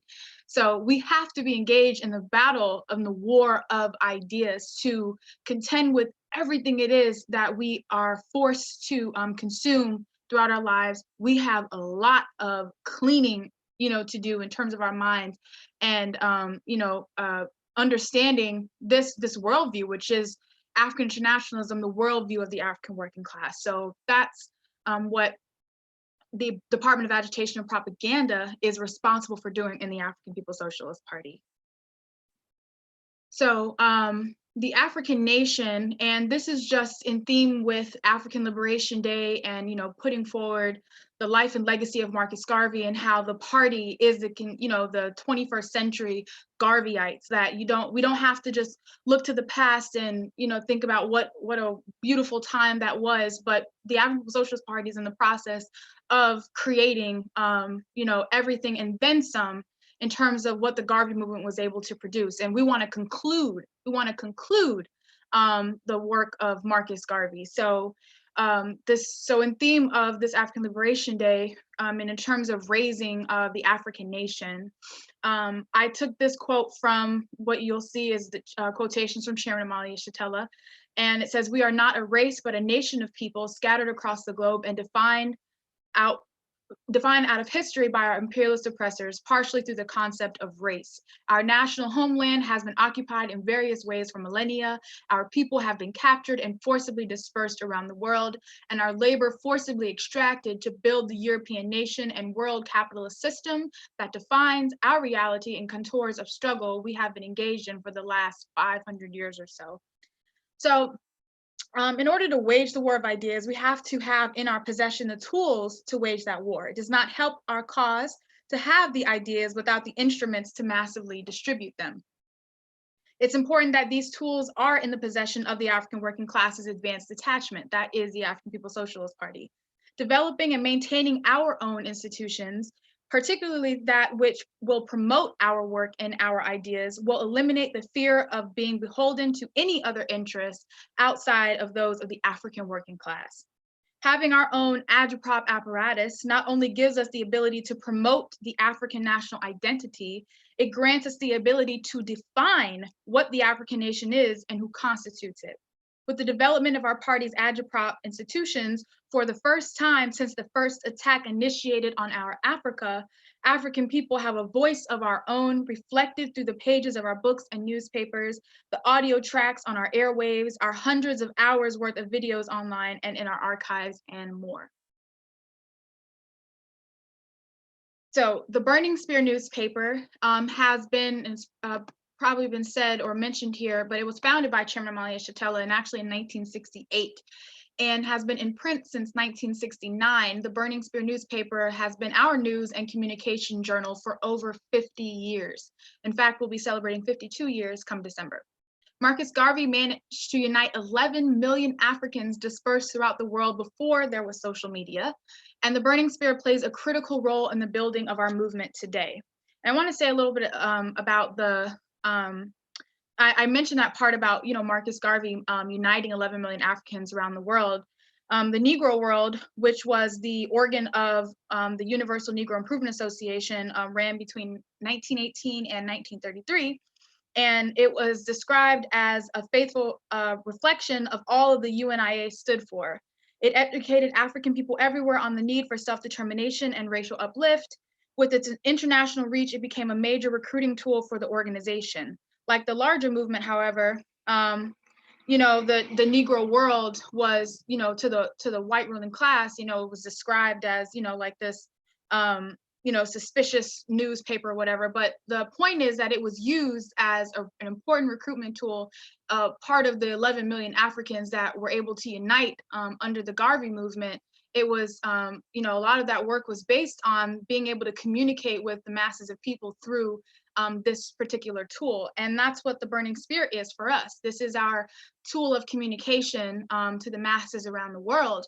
And that it has, everything that the party, the development of the party, the development of the theory of African internationalism over the last, like I said, over 50 years is reflected in the pages of the Spear. And when we have issues, technical issues, or just, state-initiated attacks on us through the social media platforms, when those no longer work for us, which we really have to, understand that. I mean, a lot of us get blocked, a lot of us get banned, pages get taken down.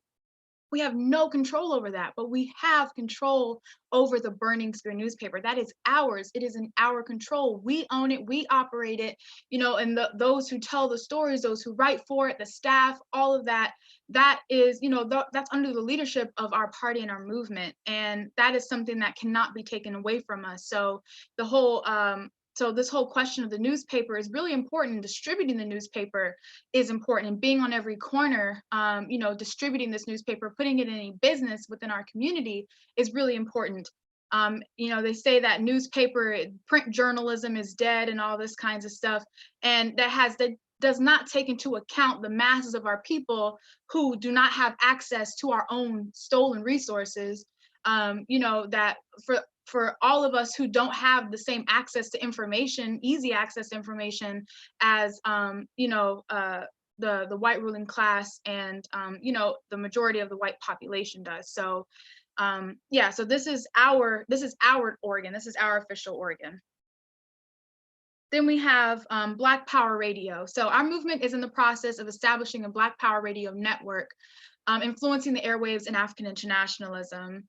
Within our movement, we do have, secured 2 radio stations, and that is really important for us to be able to have access to.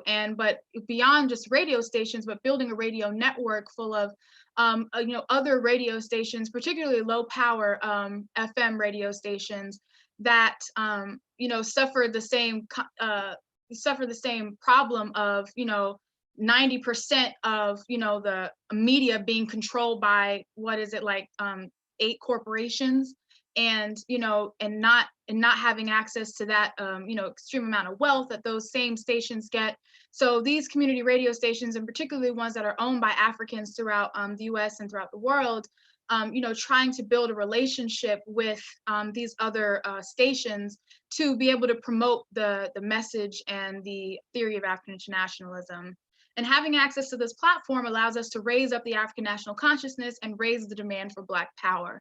And, you know, there are many Africans who listen to the radio. We are based in St. Petersburg, Florida, but we're accessible on the app and with an app and online, you know, for people to, you know, get this information that's coming on our airwaves. But it's just incredible to see. I mean, you're driving through, you know, an impoverished and increasingly gentrified African community in this city, and you are able to turn on the radio station and hear the message of Black power.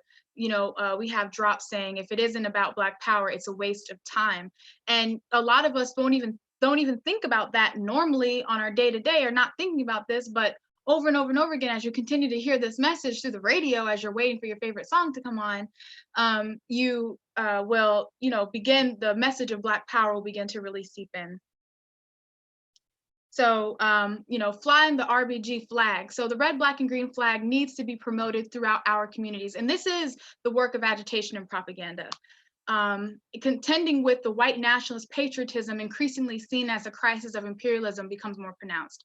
When you see those red, white, and blue flags, especially when it comes like when July comes around, but there's a reason why you're increasingly seeing that red, white, and blue flying everywhere and in all of these different places as the imperialist crisis continues to deepen, as we continue to deepen this crisis.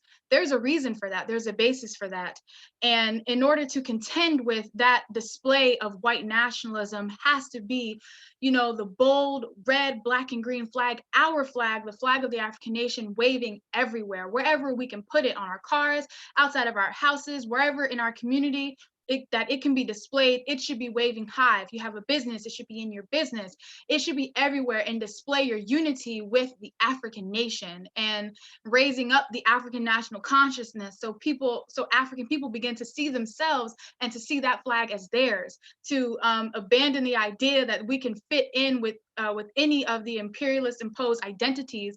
We don't want it. We are totally abandoning that, and we are identifying with Africa and African people all around the world. So flying the red, black, and green flag is an assault on, you know, the imperialist imposed identities and just everything that we are continuously seeing with the promotion of this, you know, like again, the white nationalist red, white, and blue. We contend it with the red, black, and green flag that will ultimately crush, it will crush what we see in terms of this white nationalist patriotism. So it's really important for us to do that. And you can actually get these flags, your red, black, and green flag, to wave in your business, to have with you just on hand. You know, you want to put it, I've seen people put it in their backpacks and just walk down the street with it and just have it waving outside.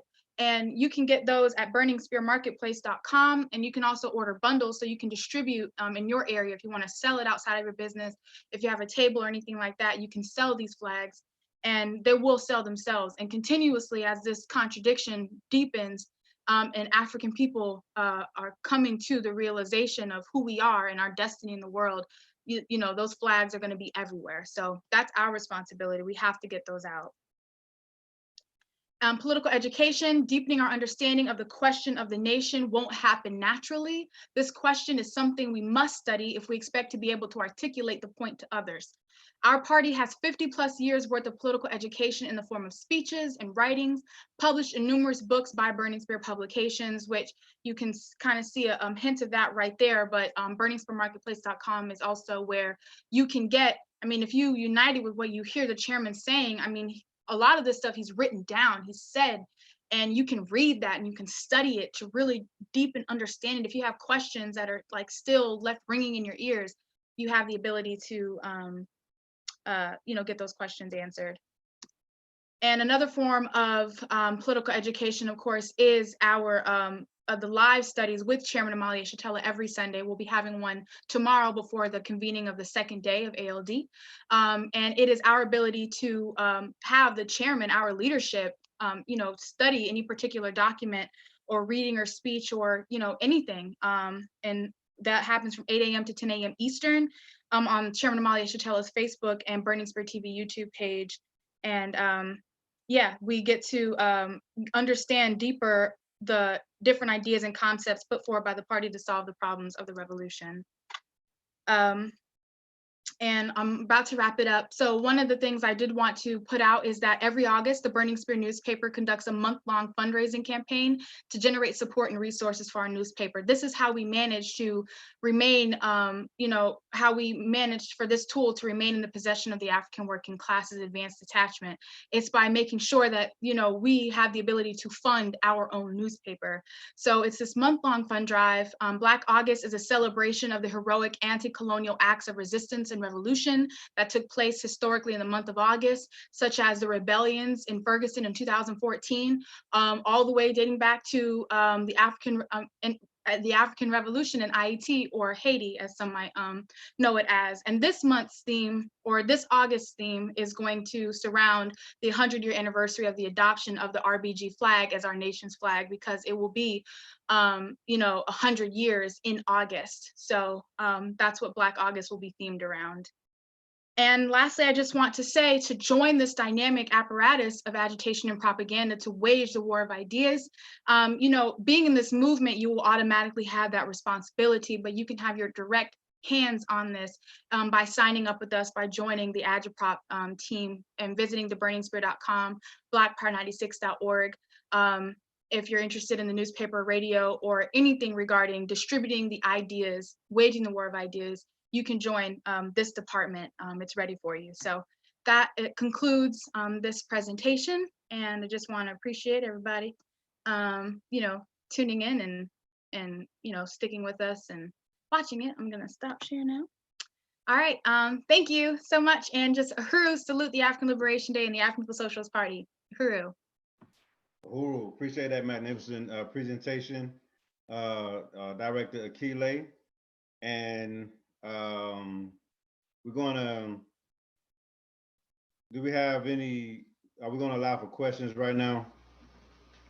For, if there was any questions for Akile, we definitely want you to be a part of Agiprop. Uhuru Matok.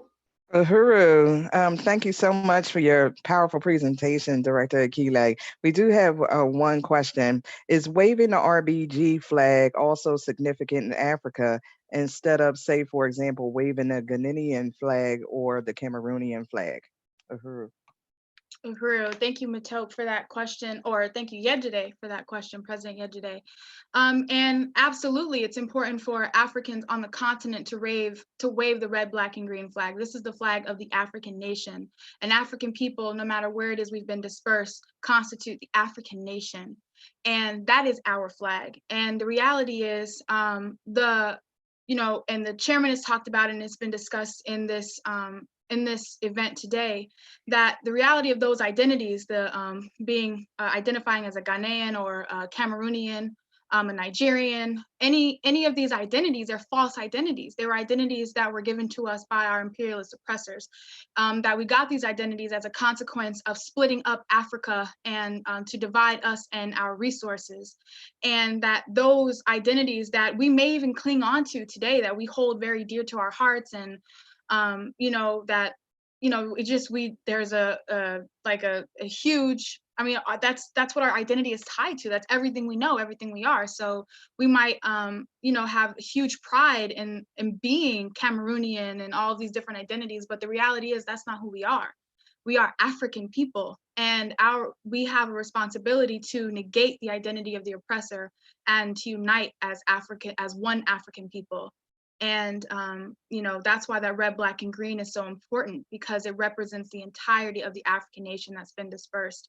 And the Ghanaian flag, the Cameroonian flag doesn't represent one Africa, one nation. It represents, this just, and it might be tough to come to that conclusion, but it's the reality.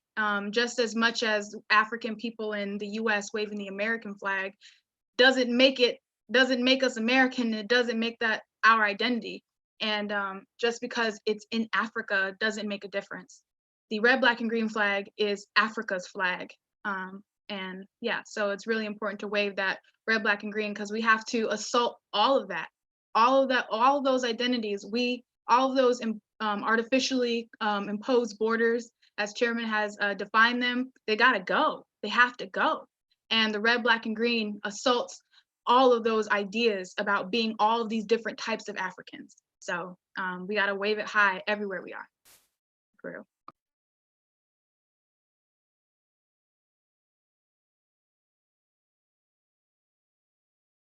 Uhuru, Director Keeler, I appreciate that. Appreciate your powerful presentation and answering the question in such a magnificent way, and for your leadership with agitational agitprop.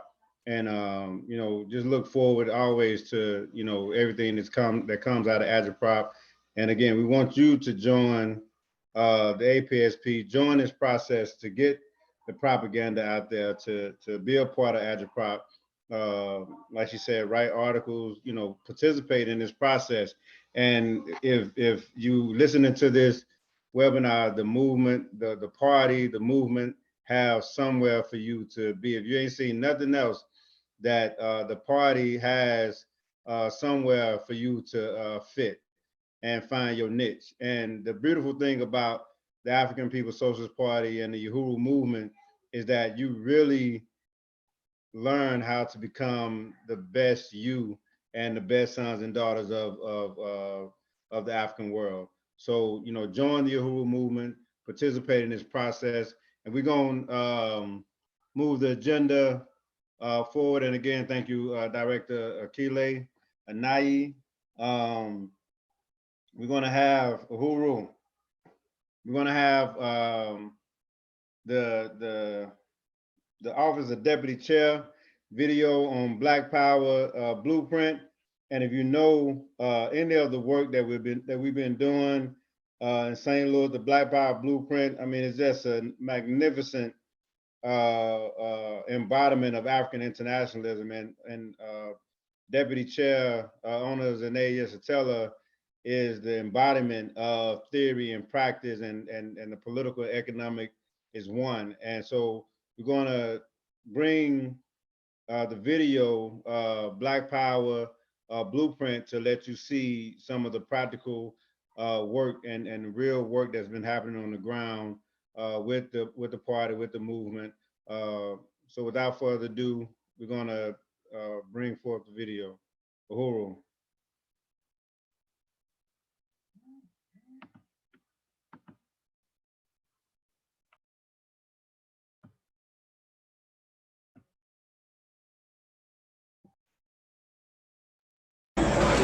Be a part of the progress that's going on here at 4101 West Florissant. This is your Uhuru House. This is your place. If it's a Black community, it's your community. So come on out and take part in the work that's going on down here.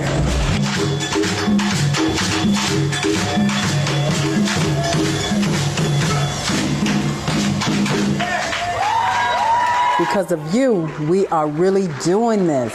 You have funded the ability of hundreds of African workers and volunteers to transform a once abandoned building into this beautiful community center.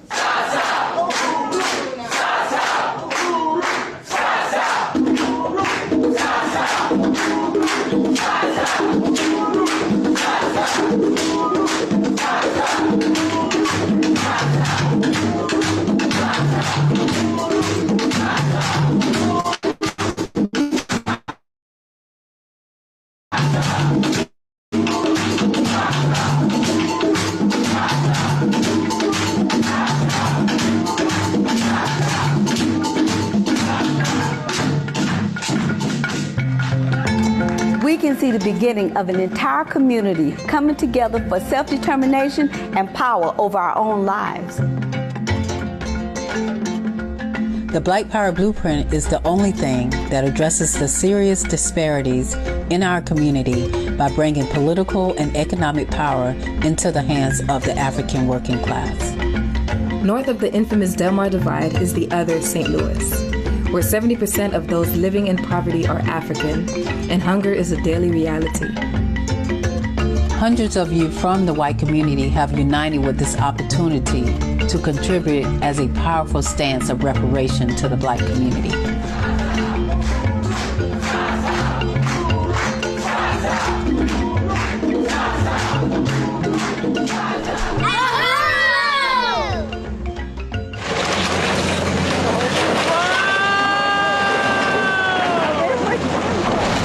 Because of you, the Black Power Blueprint is rapidly moving forward, bringing a future of self-determination to the African community of St. Louis. With more than 800 contributions from you, we exceeded our Phase 2 goal of $50,000. Thanks to you, we were able to demolish the condemned buildings across the street from the Uhuru House to make way for the One Africa, One Nation Marketplace and the community garden.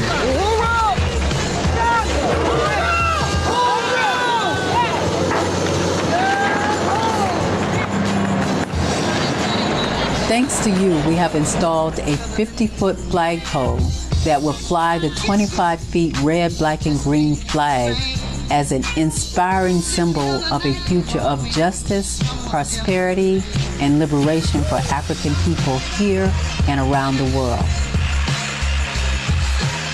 We need your contributions to install the outdoor lighting and to pave and fence the lots, to complete the beautiful outdoor vineyard space and the community garden.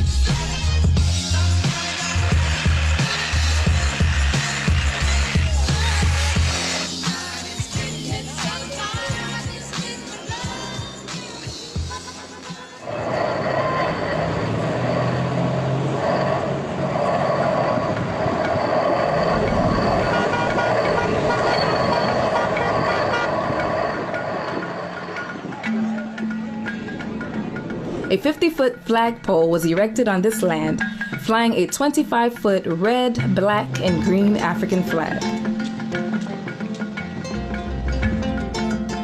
Renovations on the 3rd floor of the Uhuru House are wrapping up for additional office and program space, with insulation, drywall, and mudding and taping. With help from our amazing volunteers, we are renovating a 4-plex apartment complex earmarked for housing for our African Independence Workforce Program, creating jobs for those re-entering our community from the prison system. We will upgrade all bathrooms and kitchens, install stoves, refrigerators, cabinets, and fixtures, and the apartments will be furnished.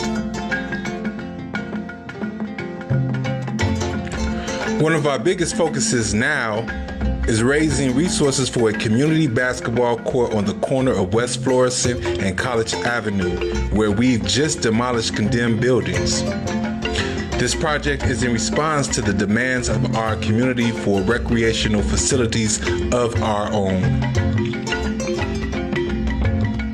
Other projects for Phase 3 include architectural plans, new roofing, and new windows for the beautiful Gico Kitchen, located in an Art Deco building on Goodfellow Boulevard that had once been a boat dealership. As our most ambitious project so far, Gico will include a cafe, bakery, community kitchen, and the headquarters of Uhuru Foods and Pies, one of the 26 economic institutions of the Black Star Industries and African Peoples Education and Defense Fund around the U.S. This is not just to set up some kind of institution. This is a project in the hands of the African working class. And the class has to have power for us to be free. This life-changing project is coordinated by Deputy Chair Ona Zene Ishitela. It is really inspiring to see how much the people love this project and looking forward to the marketplace and all the other projects. This is a positive response to gentrification because it's about more than just keeping our community. It's about building economic self-reliance for our community. The Black Power Blueprint is economic power in the hands of the African working class. Donate to this unique project, which is changing the world day by day.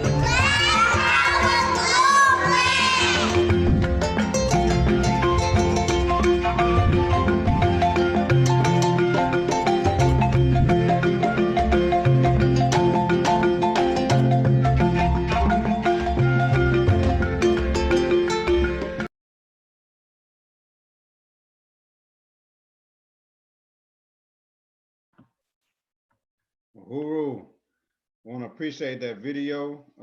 Black Power Blueprint. I mean, it's just magnificent work, and even to see the developments now. And I can say, you know, you want to be a part of this process.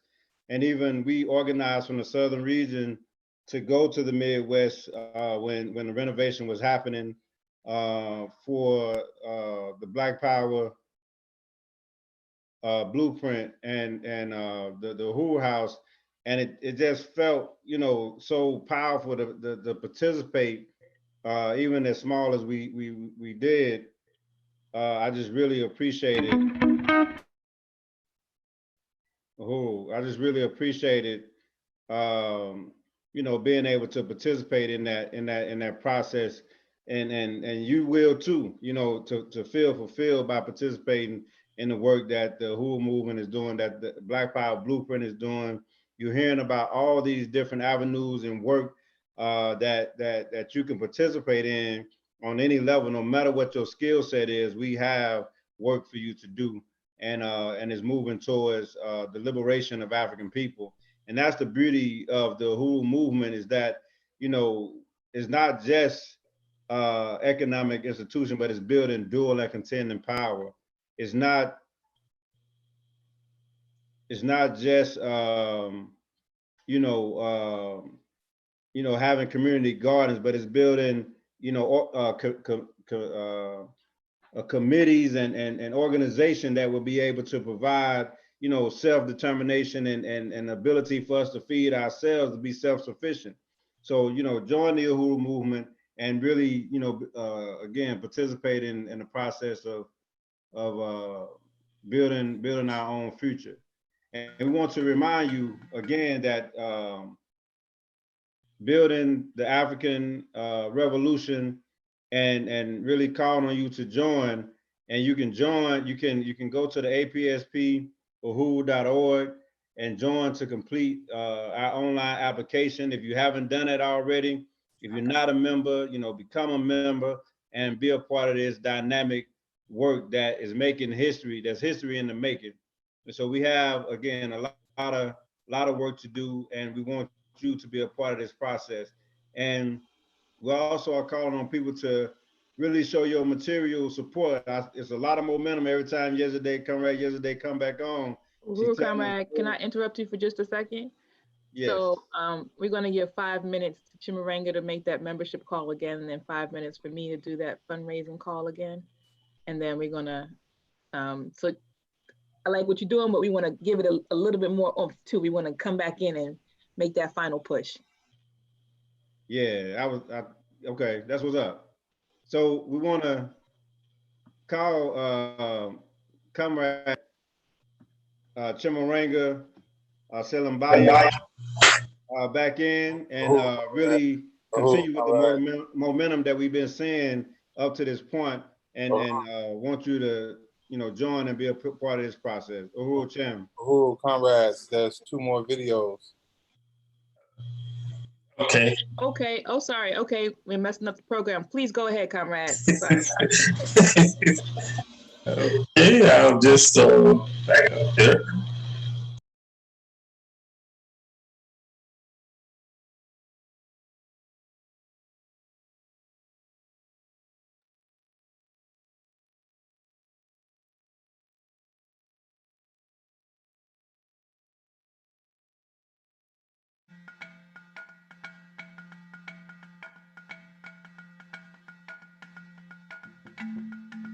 I really think it's important to acknowledge that this is a beautiful community.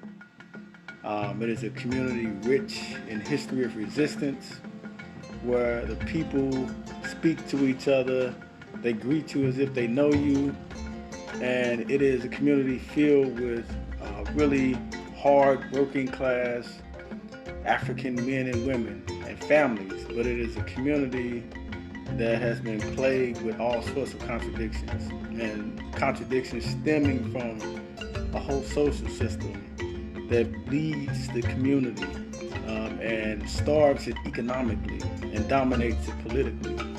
5 or 6 decades of a certain kind of concentrated economic quarantine imposed on this community by the white ruling class, and it's been completely starved. Drugs have been imposed on this community from the outside, and what we refer to as horizontal violence. But this is a beautiful community, and you see all of these rich, beautiful buildings and structures, but you also see a lot of vacant, abandoned, dilapidated buildings. And there are nearly 25,000, it is said, in the city of St. Louis, the majority undoubtedly of which are on the north side. So with this project, the Black Power Blueprint, you are seeing an organic, community-driven project for Black self-economic development and self-determination. This is what distinguishes this from any other project. It is an anti-colonial project. And so we see the Black Power Blueprint all up and down West Florissant in this area, buying buildings and land and demolishing buildings that cannot be saved. We are turning them into real serious self-determination economic development projects. So we see the One Africa, One Nation market down the street, and here we'll have a basketball court. And we did this because not only do we want to promote health and fitness, but we want to bring the community together. And we want to bring the community together so that we can develop solid families, we can bring people into organization, and so that people can wage political struggle to ensure that our communities are no longer vulnerable to outside extraction. So this is the Black Power Blueprint. And so we are transforming this community, one building at a time, all up and down West Florissant as our focus. And in the process, we see other people purchasing properties, purchasing abandoned lots, putting fences up around them, turning them into gardens. And we see people who could not see a reason to invest in this community now with hope that if they put their money back into their homes or back into a piece of property here, that it will be money that will not be lost and that there's a future for this community. So we want to tell everybody to stay tuned. We will keep you abreast of the development of this project, the demolition of this building, which will be a new basketball court, as well as the Black Power Blueprint at large. Uhuru.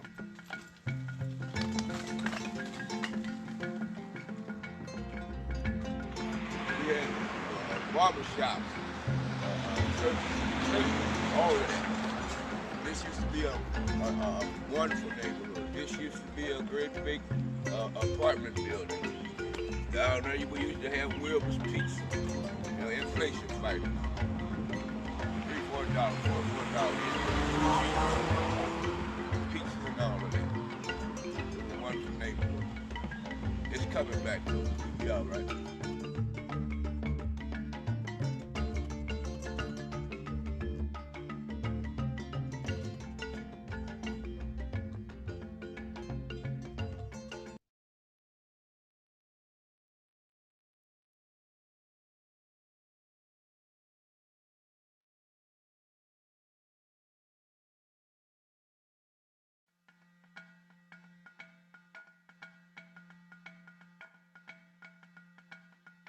The Black Power Blueprint means to me a way that the Black people can have an actual voice in what is going on in their community.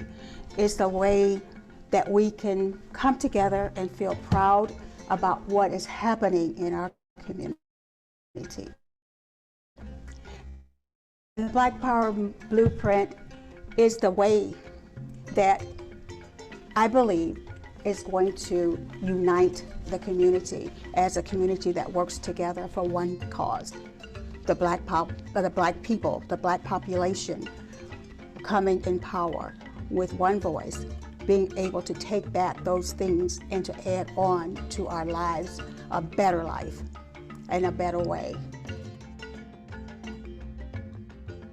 The Black Power Blueprint, I think, points to giving small businesses or individuals that are of African descent a chance to grow and to empower themselves economically. Seems like, quote unquote, people that didn't want to be in the city, now they want the city, and so that's pushing us back as a people. And but now, you know, things that were desolate, buildings that were vacant, you know, that you all are buying now and trying to make sure that, you know, something's given back to the city and make the people feel like that they may have something to reach out to in their community. So I think it's very important, you know, that what you all are doing is to give back to the community and helping those that probably wouldn't venture outside of their community to get help. But now they can come right there and get the help that they need. I mean, as far as I understand you all open up a market soon, you know, where you all be selling, you know, fresh vegetables. And it's so important that, you know, even that we begin to eat more healthier, you know, and eat right, and things that some people in the community don't have cars. They can't get everywhere. You know, when I was coming up, we had little grocery stores in the community. We had fruit stands, vegetable stands that was in the community. And those things are almost, you know, they're gone now. But to put it back in, I think it's really awesome. And a flyer going around and a Facebook event going around about this Martin Luther King's Day event that was at the Uhuru House. And I had been hearing about it, the house, but I had never had time because I'm always at work and doing these things. So when I seen that, I was like, okay, I'm off today because I got that holiday off. And so I went to the Uhuru House for that day, for Martin Luther King's Day. And the chairman was speaking that day, and the energy that was there, and the what they was focusing on, and just the information, just like it got me locked and loaded right then, and just the movement and what they was doing with the community and where they were located at. That really touched me. So that's how I became acquainted with the Uhuru House. So it definitely takes our community to be able to make effective change in our community. So what they're focusing on is like building not only political power, but economical power. And that in itself is a movement right there. So just having some people that has knowledge about our history, where we've been and where we could possibly go, like that's powerful. And the fact that they buy it up the block, they're showing people in the neighborhood that you can have more, right?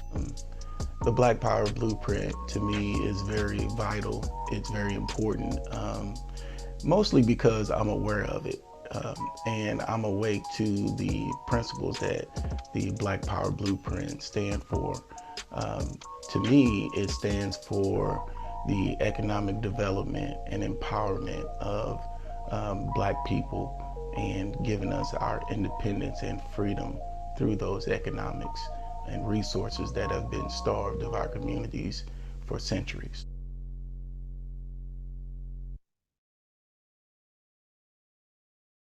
Mustard and turnip and spinach green going, collard greens. I got squash. I've got some cauliflower. It's a number of vegetables that's growing in the boxes, and plan on adding a couple of more boxes for a little bit more variety of garden vegetables to grow. And all kind of peppers and hot peppers, mild peppers, sweet peppers, white onions. I've got some red onions I'm going to put in them later. Just a lot of variety of plants and vegetables growing. And hopefully that the good Lord be willing that it'll all turn out to be beautiful. So far, so good. And I got it in the ground in time. Could have been sooner, but right now it's doing with that. With the epidemic and everything makes it possible, but everything is coming along fine. And looking forward for the volunteers to come out and help maintain it once we get it going, once we get past this problem we got. And looking forward to seeing everybody. And come on out and enjoy the garden and the view and the pavilion and everything. It's coming. Time is coming. Joyful time for everybody.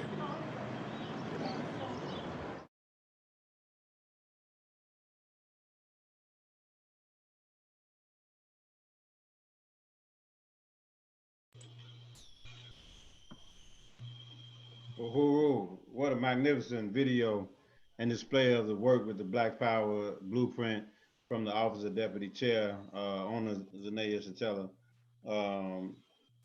And if that don't convince you to get on board, then you might be white power and blackface. That's the only thing I can say that will prevent you from joining in the future. So without further ado, I really appreciate the video and the work that Office of Deputy Chair is leading, and the work that's happening. And we want to invest in a liberated future. And we're going to call comrades Chimarenga Selimbayo back up to, you know, tell you how you can be a part of this magnificent work, and also Comrade Yesterday or Miller to give updates on where we at with the donations. Uhuru, comrades. And I just want to really appreciate that great video that was put together by the Office of the Deputy Chair of the African People's Socialist Party, owner Zanaya Shatella. I want to definitely take my hats off to her and the great work that her office is doing. If you have not been convinced about what you can do in the African People's Socialist Party by now, you must be blind. So if you open up your eyes, and if you are blind and you have somebody else in your house with you that can't see, tell them what you're looking at. Ask them to tell you what are you seeing on the screen, because I think it's going to convince you to join the African People's Socialist Party. And quickly, I want to also comment on the Agitation and Propaganda Director, Akile Anai. Akile is 23 years old, so you shouldn't believe that you're too young. You got other things to do. What we got to do now is make a revolution to get our freedom. And that video, those videos you saw, the presentation by Comrade Agitation and Propaganda Director Akile Anai, are showing you the path to how we get to our freedom, how we get to African self-determination. So I need you to go to our website, apspuhuru.org, apspuhuru.org, or you can call us at 727-914-3617. You've already gotten calls from Alberta, Canada, got a call from Chicago, and I appreciate both Sister Florencia in Chicago and Comrade Adam, who is in Alberta, Canada, for those calls. So we know that you're sitting there wondering how you can join, and you can join by going to that website, sending us a 123 contact form. We will get back to you in less than 24 hours. And on the screen, you'll see the website address, apspuhuru.org. Again, if you don't see it and see you have somebody in your house that does see, then tell them to tell you what's on the screen, apspuhuru.org. And you can call us at 727-914-3617. Join the African People's Socialist Party today. Join the vanguard party of the African working class. You can be a part of all this great work that's going on. You saw the video from St. Louis, the Black Power Blueprint. There's nothing like that happening anywhere else in this country. And we are trying to build the same kind of process all over the world. So it doesn't matter what country you're living in, what city you're living in, you can join the African People's Socialist Party. Go to apspuhuru.org or call us at 727-914-3617. Uhuru.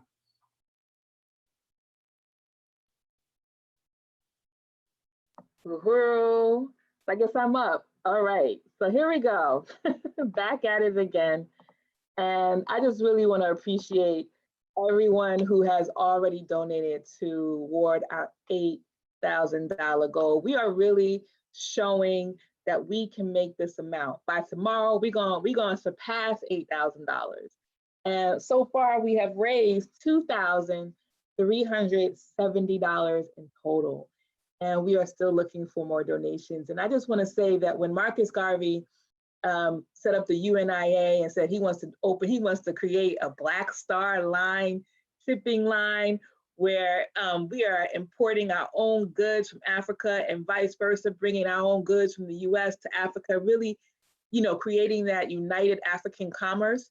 I mean, people probably thought he was crazy. You probably think he was crazy if he was talking today. And Africans from all over the world sent their pennies, their dollars, or whatever to the Marcus Garvey's initiative so that he can, create all of these, fantastic institutions that were about building self-determination for African people. And so what we're asking for today is the same kind of unity from African people throughout the world. And to really, show your unity, show principled material solidarity with this work of building the African Revolution in the United States, in Africa, in the Caribbean, by donating to this effort, to this African Liberation Day effort to build the party, build the movement in this work. And so you'll soon see, just like you see in St. Louis, that the results of your donations. So we're asking people to go to ald.uhuru.org/donate, ald.uhuru.org/donate, and continue to give your one-time donations or monthly donations. And of course, if you want to donate anything at all, nothing is too small, please donate using the one-time option. And if you want to donate more, but you don't have all of it right now, choose the monthly options. It'll come out of your bank account every month or a year, and you don't have to think about it anymore. You've done your due diligence. And so we really appreciate people who have made those donations. And we have knocked it down to, if somebody here got the rest of our balance, I didn't even see what the balance would be, probably somewhere near $5,630. Oh, I think I might be right, $5,630. If you got that, please donate that. That'll make us stop talking. And then if you have some iterations of that, please go ahead and do that one-time donation. We welcome that as well. And of course, if you don't have the whole amount, make your sustaining donations, which are our monthly donations. And so continue to make those donations to us. We hope to bring you more good news before the end of the program with more donations coming in. And we're going to continue this fundraising effort tomorrow. So if you ain't get paid until today or whatever, and you about to get paid and you want to, buy some groceries first or whatever, and you feel like you can donate $10 off of that, go ahead and do that after you done taking care of all of those basic needs.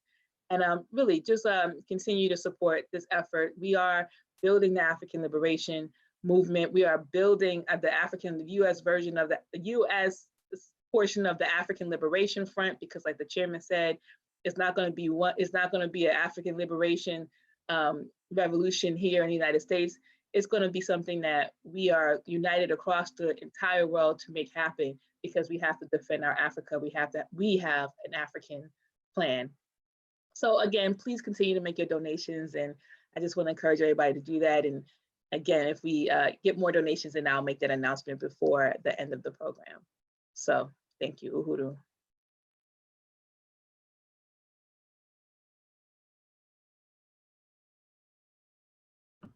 Uhuru, Comrade Gezade Oromilla, and Chimaranga Selambayo, thank you for giving us updates and giving people the opportunity to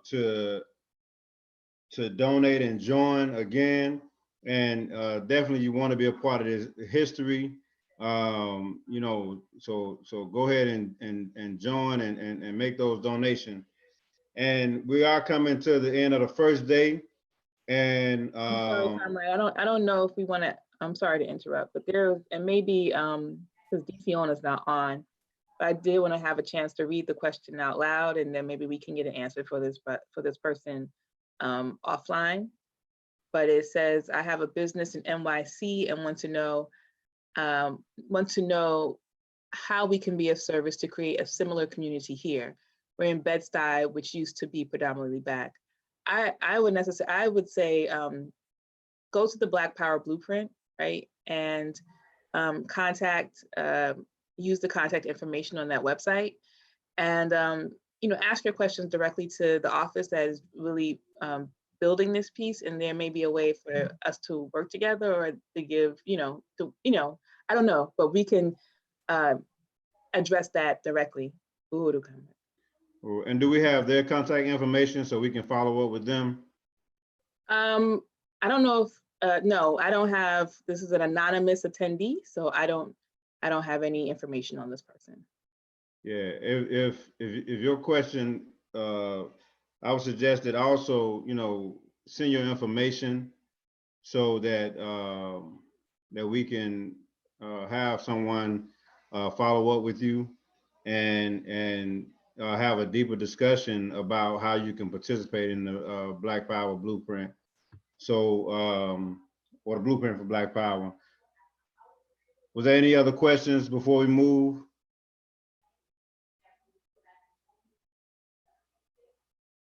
Uhuru. All right, well, it's been a magnificent first day from the chairman. Overview is always set the tone and set the standard for the meeting. And it's been a magnificent first day, African Liberation Day. I appreciate the chairman, Chairman Omali Ysatella's leadership. I appreciate the comrades in the Northern Region, Northern Regional Representative Matum, and the Central Committee, and the Regional Committee for pulling the African Liberation Day together and making this happen and setting the goals and standards for us to meet. We're coming to the end of the first day, which I'm sure tomorrow is going to be just as magnificent and give you more of the opportunity to participate. And you can get in touch with the Black Power Blueprint. And we want you to send your information as well so we can follow up with you, or you can reach them on Facebook, Black Power Blueprint.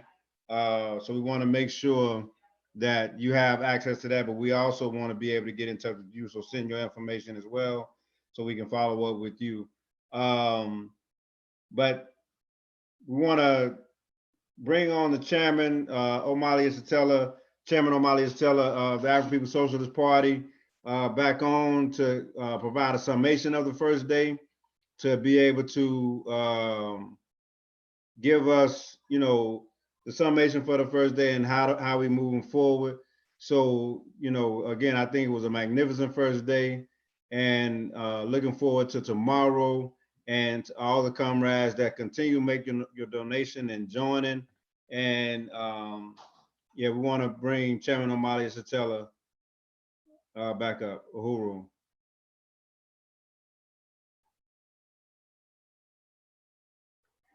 Uhuru, comrade. Uhuru, Chairman. I cannot access the video, but in terms of, I want to unite with you to just reiterate the significance of this first day of the African Liberation Day event that was hosted by the African People's Socialist Party. And to restate the fact that this is not just a talk fest.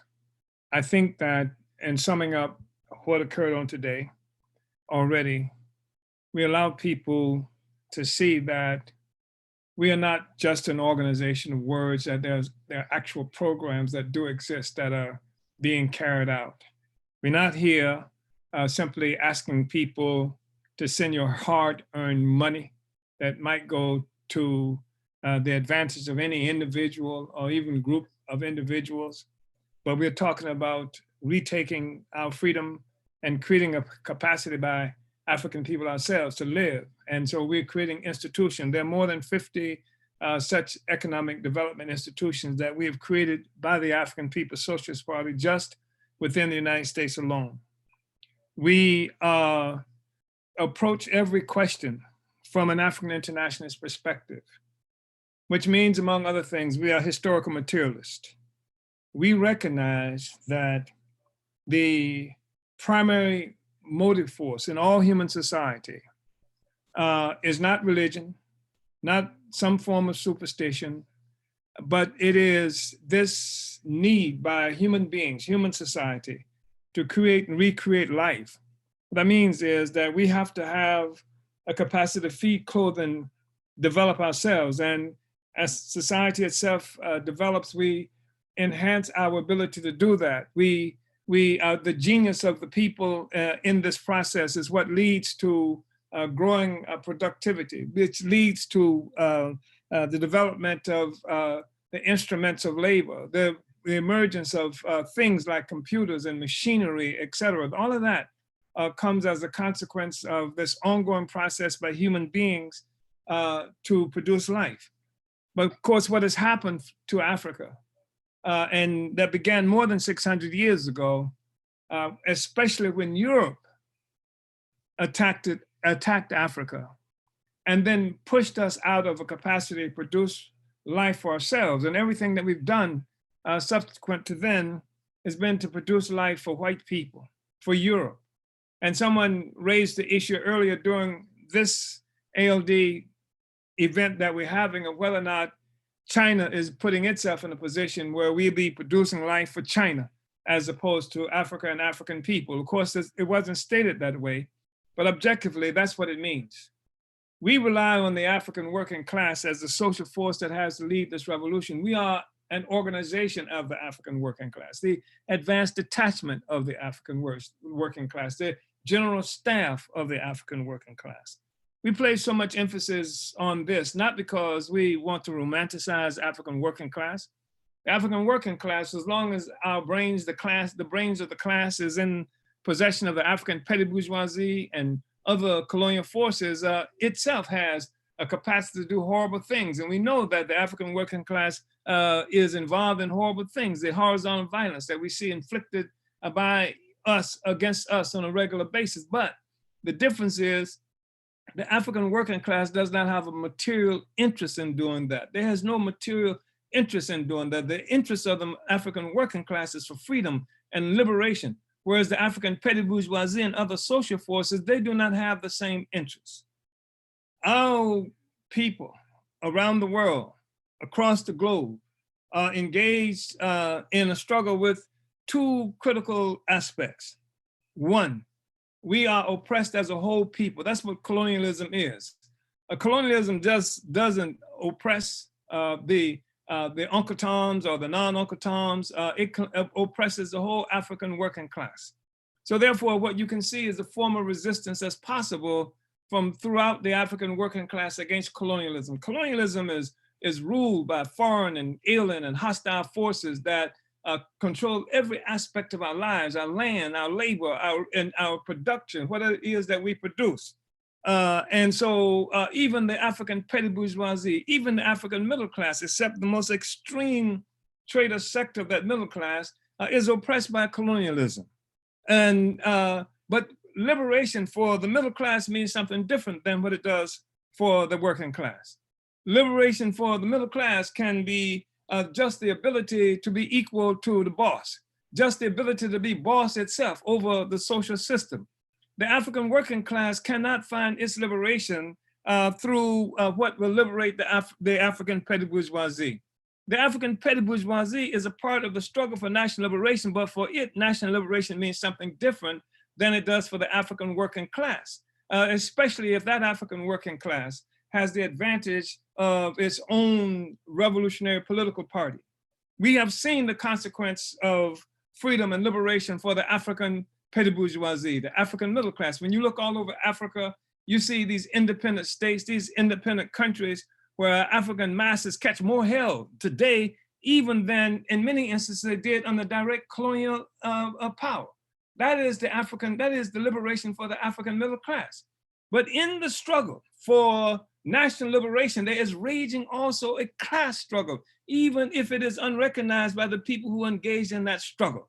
And so what you see is the workers and the peasants, et cetera, wanting to have freedom, wanting to be able to eat, wanting to be able to feed our children, our clothing, and are being brutalized on a regular basis by the African petty bourgeois neo-colonial forces who have been won their freedom. They are independent. That was enough for them. And now they've got that. They want to maintain their freedom, not just from white power. And then, of course, they don't have it completely from white power. Now they protect their freedom as a sellout class from the consequences of the struggle of the African workers and poor people. The working class must lead. In order to lead, it has to have its own party. It has to have its own philosophy. It has to have its own tactics and strategy. And that's what the African People's Socialist Party has provided for the African working class. And for the first time in history, the African working class now is standing on its own feet, pursuing aims that respond to its own selfish interests, even as it leads the struggle for national liberation, because only the African working class can lead the struggle to its logical conclusion.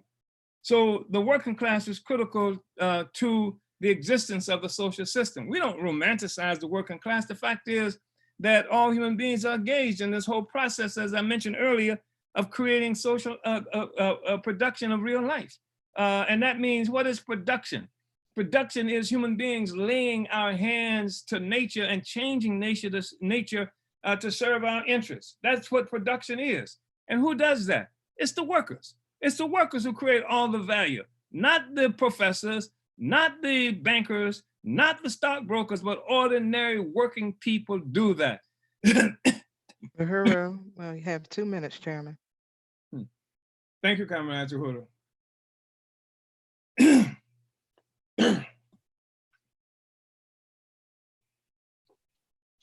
Chairman, you don't want to go 2 minutes left? I'm good. Okay. Kobina?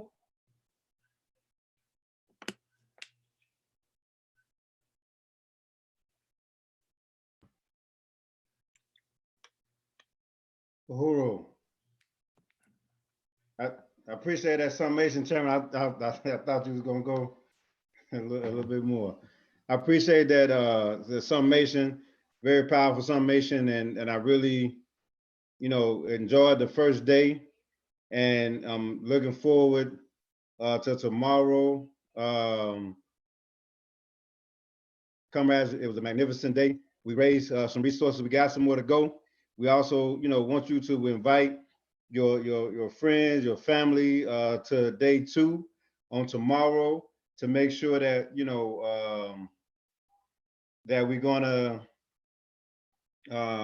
get more and more people involved and give people the opportunity to be a part of their organization, the African People's Socialist Party, and to know that